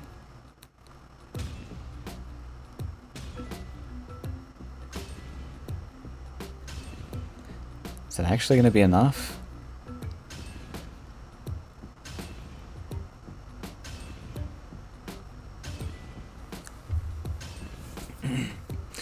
Well, we had a lot of creatures on board.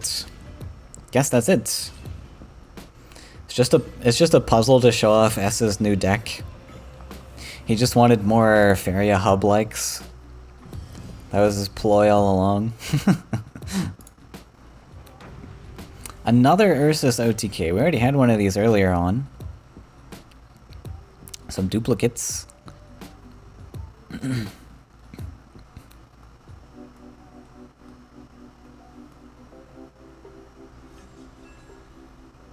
SS beating you with that combo.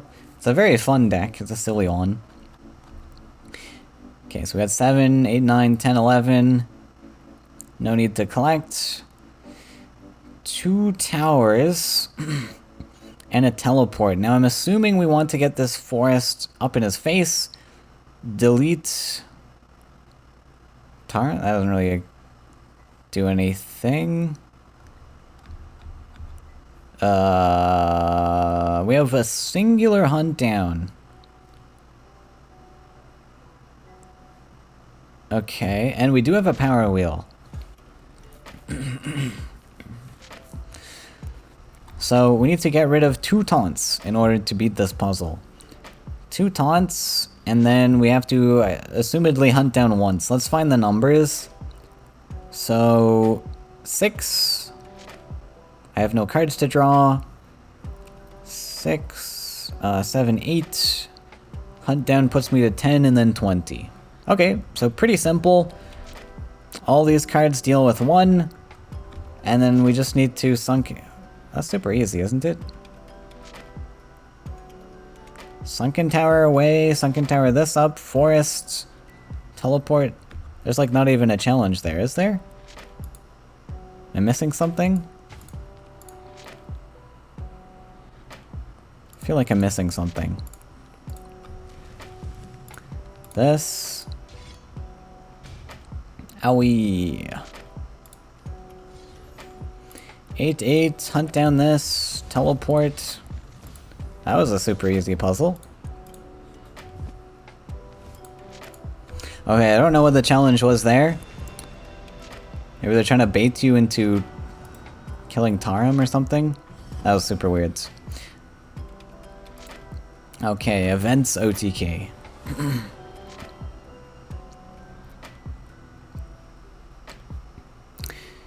Need a forest. Oh yeah, I think we were on 2 forests there, so we needed a little bit. 21? Void Guardians. Destroy your deck. Okay, we got 1, 2, 3, 4, 5. 5 to spend, and we've got 4 plus 1 probably. We can, okay. How much can we possibly get? 3 up to 5, 6, 7 we can get. 1, 2, 3, 4, 5. So we can afford 1 flash wind on an enemy. Excuse me. Why do we have 1 HP? Does that matter? Oh, it does matter. Okay. So probably using all of our cards and then flash winding an enemy. And in this case, we only need to get rid of 1. No cards in deck, so this can be used as a land trick. But we only start with 2, so that is interesting. Probably we're going to training this way.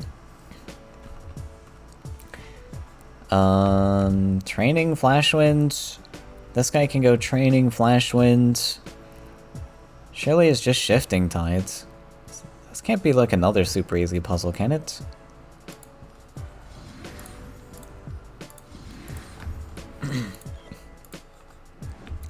Move, we'll flash wind.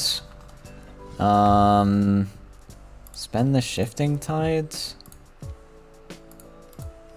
Oh, I have to... Oops. I see. I have to hit with both to make 21. Just see how much we actually need. This guy can still move? No. This one, this one, this one. Okay, so we have just enough. Okay, I understand. I think we have to use our natural movement to do something, maybe? Which we already did. So.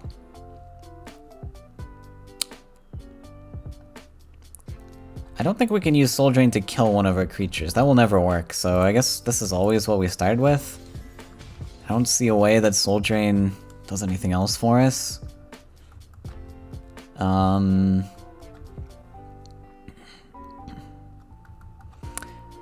Yeah, okay, so I think we do this, and we use our Flash Wind first, just to gain more stats, and we use our natural movement on the last bits, and that should be pretty simple. Move... Oops, let's training first. Flash Wind up, that gives us our 11. I'm stupid. I'm really bad at this game. So it's what I do in like the finals of a tournament. I see the line and I just click buttons and then I don't do the line. Don't move. Flash Wind.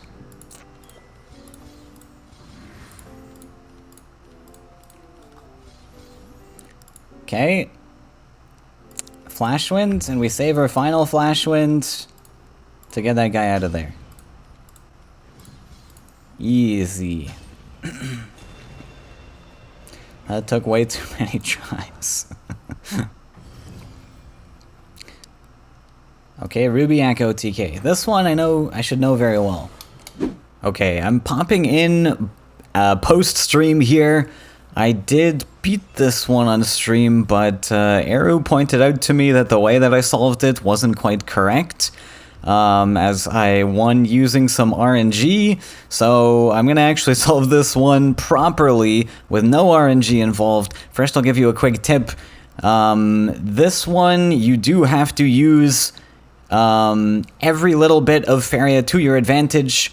You have to get all of the value out of your failed experiments, and that's all I'm gonna say.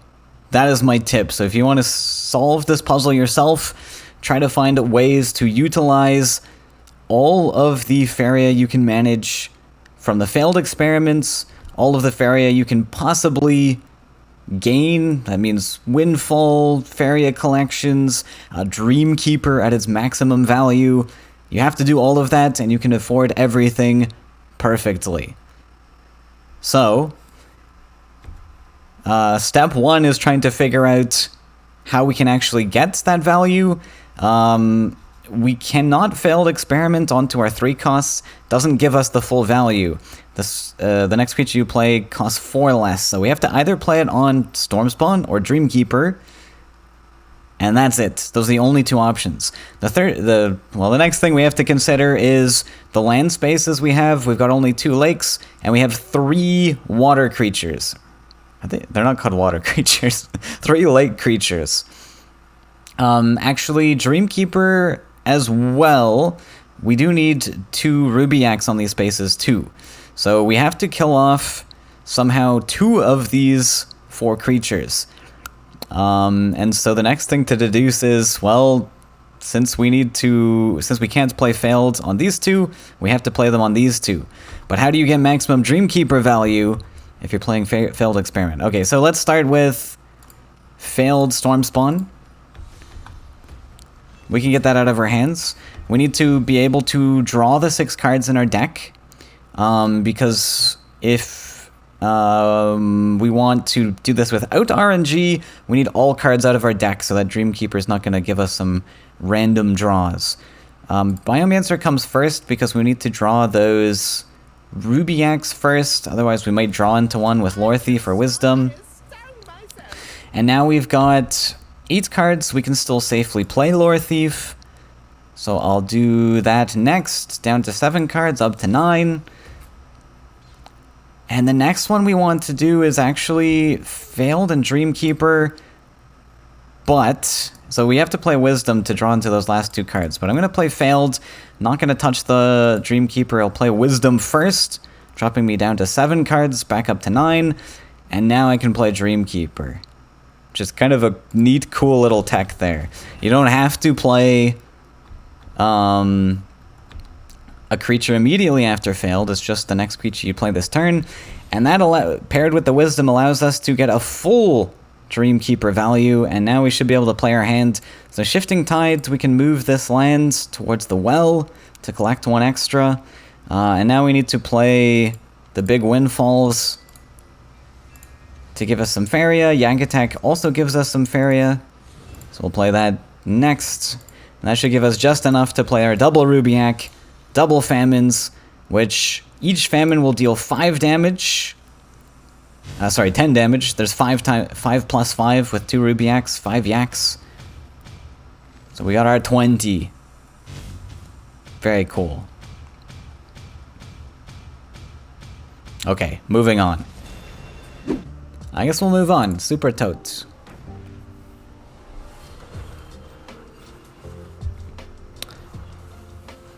Ninja Toad OTK. There used to be a Ninja Toad OTK deck in the game where you could use Oakling, and Oakling used to buff anything, not just green creatures. So you could Oakling buff your Ninja Toads, and that was like a OTK method. Once again, I don't know all the cards in my deck. Let's just cycle to see what we have access to. Feed, Shamanic Dance, Aurora, second Ninja Toad. Do we need a second Ninja Toad? Can the second Ninja Toad even attack?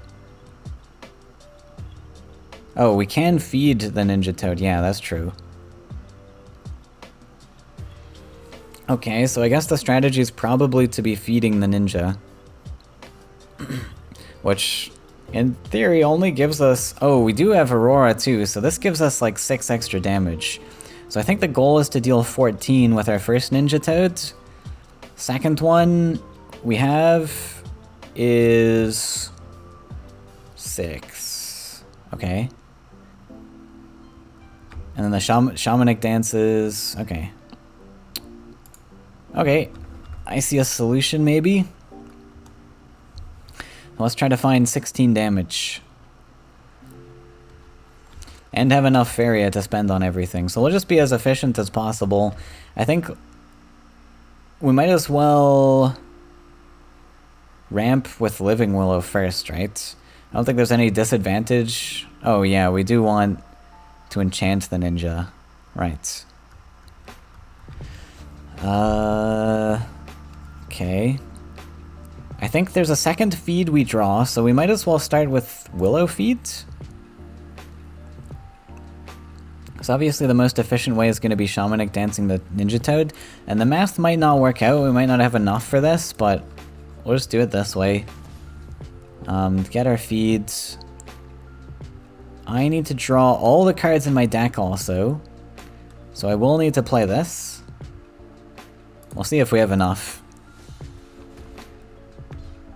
Draws those 2 cards. This comes down. It might be a potential we have to Shamanic dance the first Willow.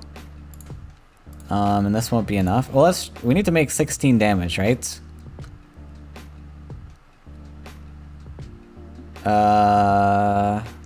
We are missing 2, or we're over by 2. What happened?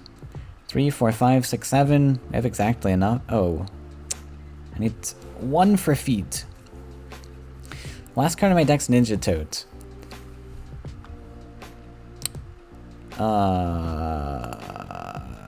That boosts me to 14. Okay. 3, 4, 5. So I need, I guess... Yeah, where's my 16 damage coming from then? So I need 2 more damage somehow.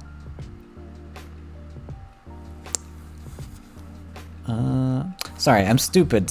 16, I need 14 damage. Right. So surely we can just do this and feed. I don't even need the rest of my cards. Yeah, 14 plus 6 equals 20, Moon. Good job.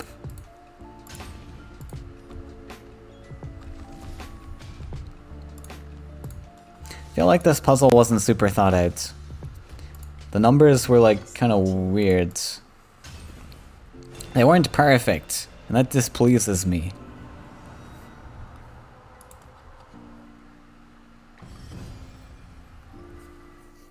Surely they could have made that like perfect numbers, right? But maybe it would have made it too easy or something. Maybe with the extra Willow and stuff, it gives some other options for people to go down.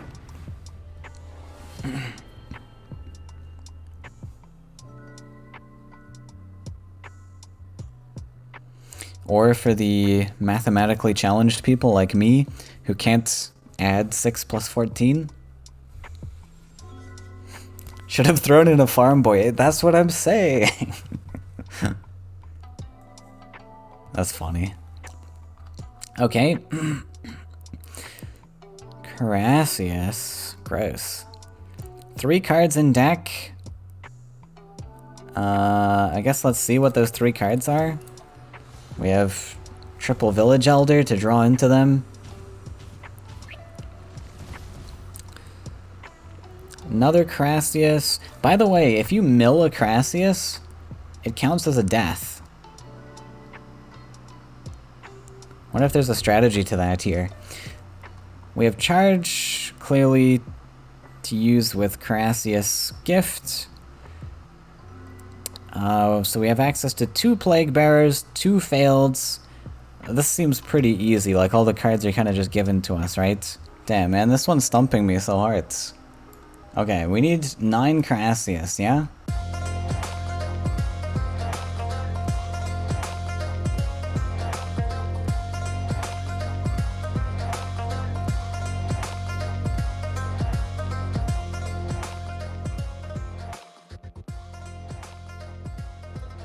So what if in this solution... Could there be an option to use those Village Elders? If I don't play any Plague Bearer, I go... Let's say... That means I can't draw any cards though. And if I can't draw any cards, I can't give haste. Oh, but I could give haste after, I guess. So if we do failed Carassius, and then we do another failed Carassius,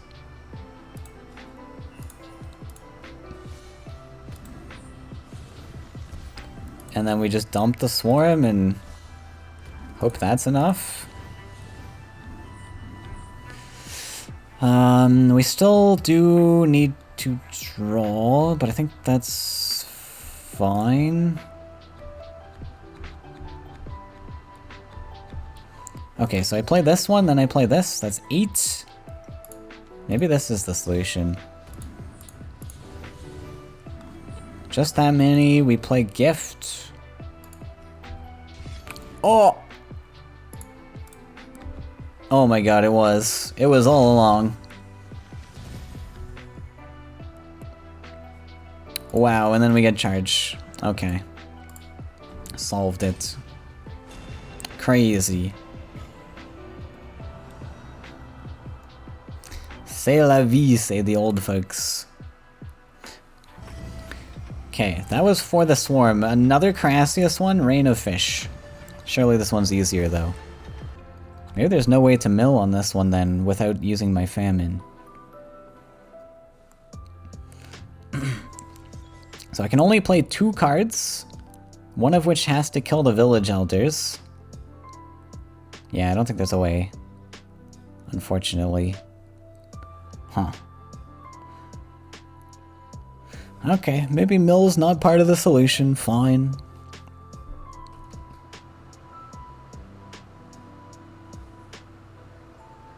I feel like there's some really simple math here that I'm just unable to comprehend. Okay, you mentioned that there was no change to the numbers, I guess. So if we kill like 2 waves with 1 Plague Bearer, then that's probably the solution. So I'm just gonna pull this up one more time. Let's go.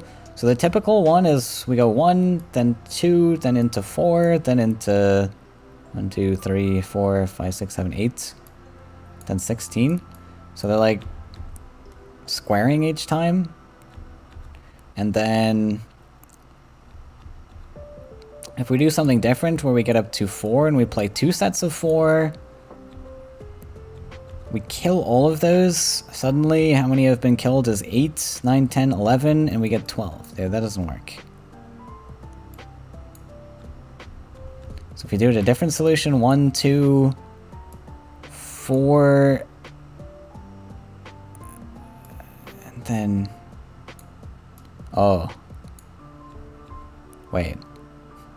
Hang on. Is that it?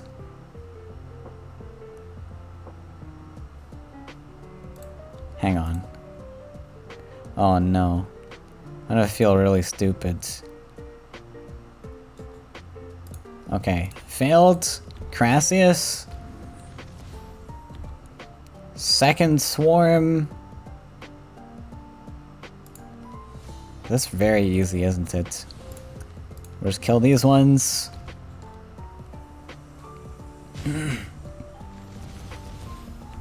Okay, third swarm. See, I should have just wrote out the math. I was like playing these stupid like sticks. This one comes down, then we failed plague this one, and then we just played 2 sets, and we get 16. 8 plus 8 equals 16.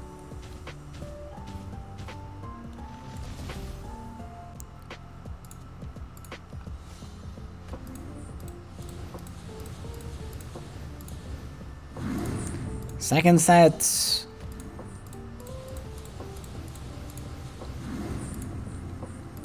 Charge.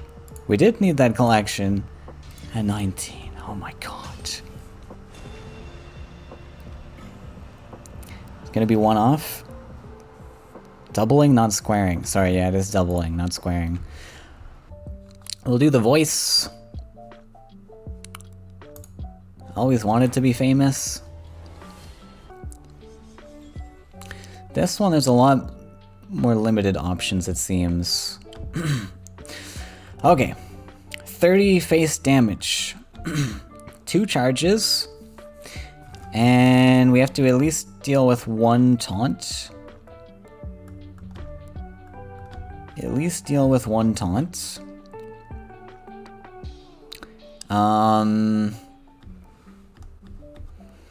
Voice gobbles how much?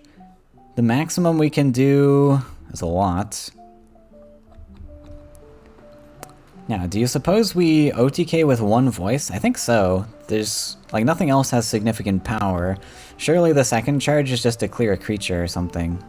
Damn, this last row of puzzles is very tricky. Can't even speak anymore. So this guy's gonna sack himself in first. And then we're gonna play... Willow? Salamander? And now... we give haste to this, so that it can step onto the neutral, giving me more forest spaces. You can clear that. This comes down. This sacks everything. And that should be enough. Aw, 32, look at that. Okay, we solved one.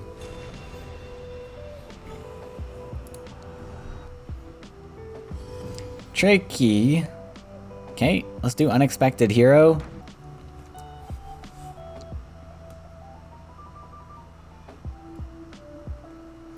Tower of Wisdom. Activate to draw cards. We have 4 cards in our deck. 3 draws plus enchant. And an Ursus. Is there any disadvantage to just clicking these? I guess Mochi. Let's see what's in the deck. Oh. Ostrogoth. Oh, I saw somebody post about this semi-recently. I remember this one, kind of. Ostrogoth, Beirut, Illusion. Return of the Farm Boy. Oh no! He's here!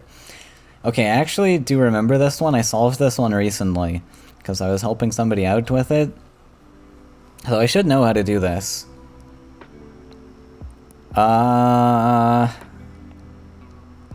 Yeah, I'm fairly certain I remember. We have Ostrogoth with haste.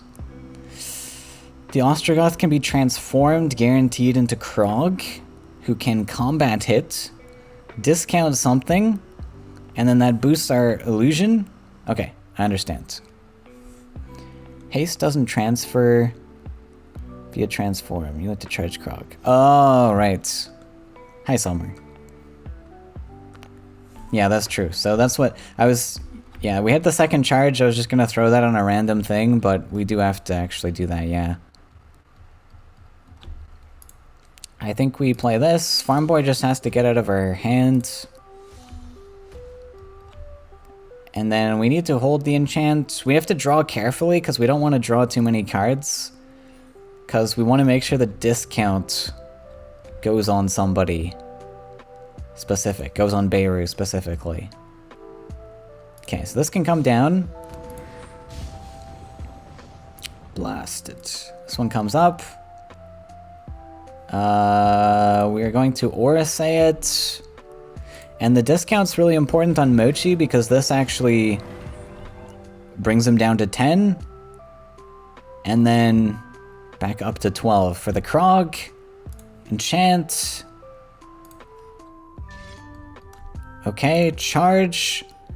And now, very carefully, we don't play the second Wisdoms because we want to guarantee the buff or the discount goes on Beirut. We can just dump Beirut, that's fine. Draw. And then the last one is our charge. Sick. Okay, got it. This one I kind of solved earlier, so... cheated a bit. Hi. Gameplay. I guess let's move on to the finale. And try this one.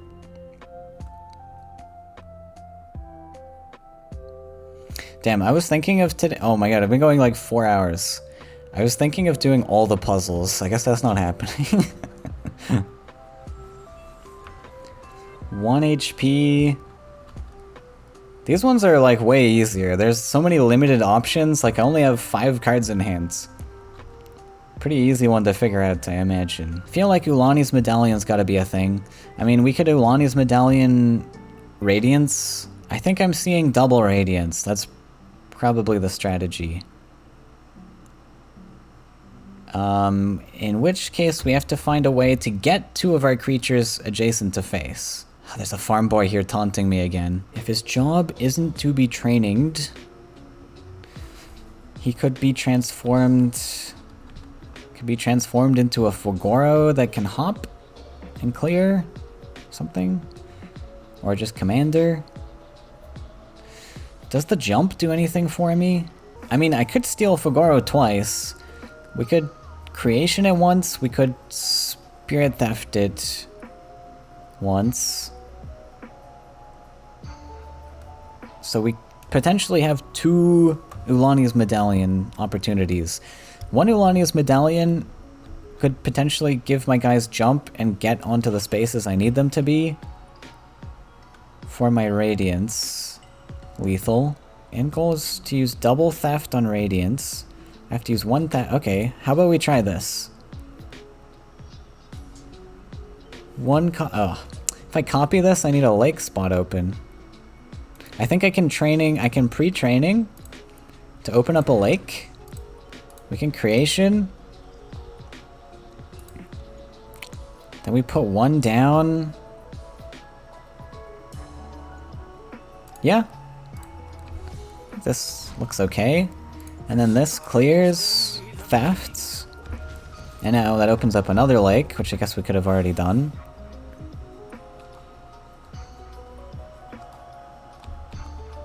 Oh, wait. Now this guy died. Oh, I can pre-hit. I can pre-hit. Then, we medallion everything into Fogoro. This hops over. We double theft. I guess we can double theft now. Save this in hand so that it doesn't transform. We hop over. Now we can safely clear this. Double hop and we got it.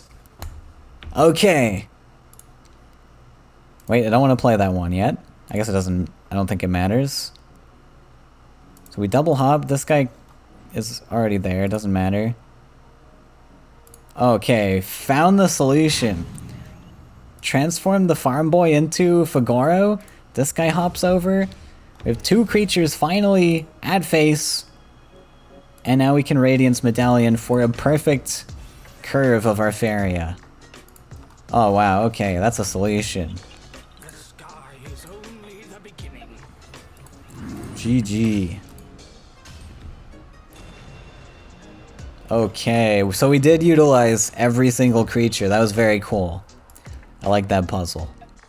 C'est la vie. Okay. That was quite a challenge. But I'm happy I solved all of them. I'm not old and washed up yet. Well, that was like 5.5 hours. I'll trim some of that down when I upload to YouTube, because there was a lot of very insane ramblings from me of all these numbers, but that's it. We did it. Yay. Thanks for joining, everybody. I'll see you guys in the next one. Bye-bye.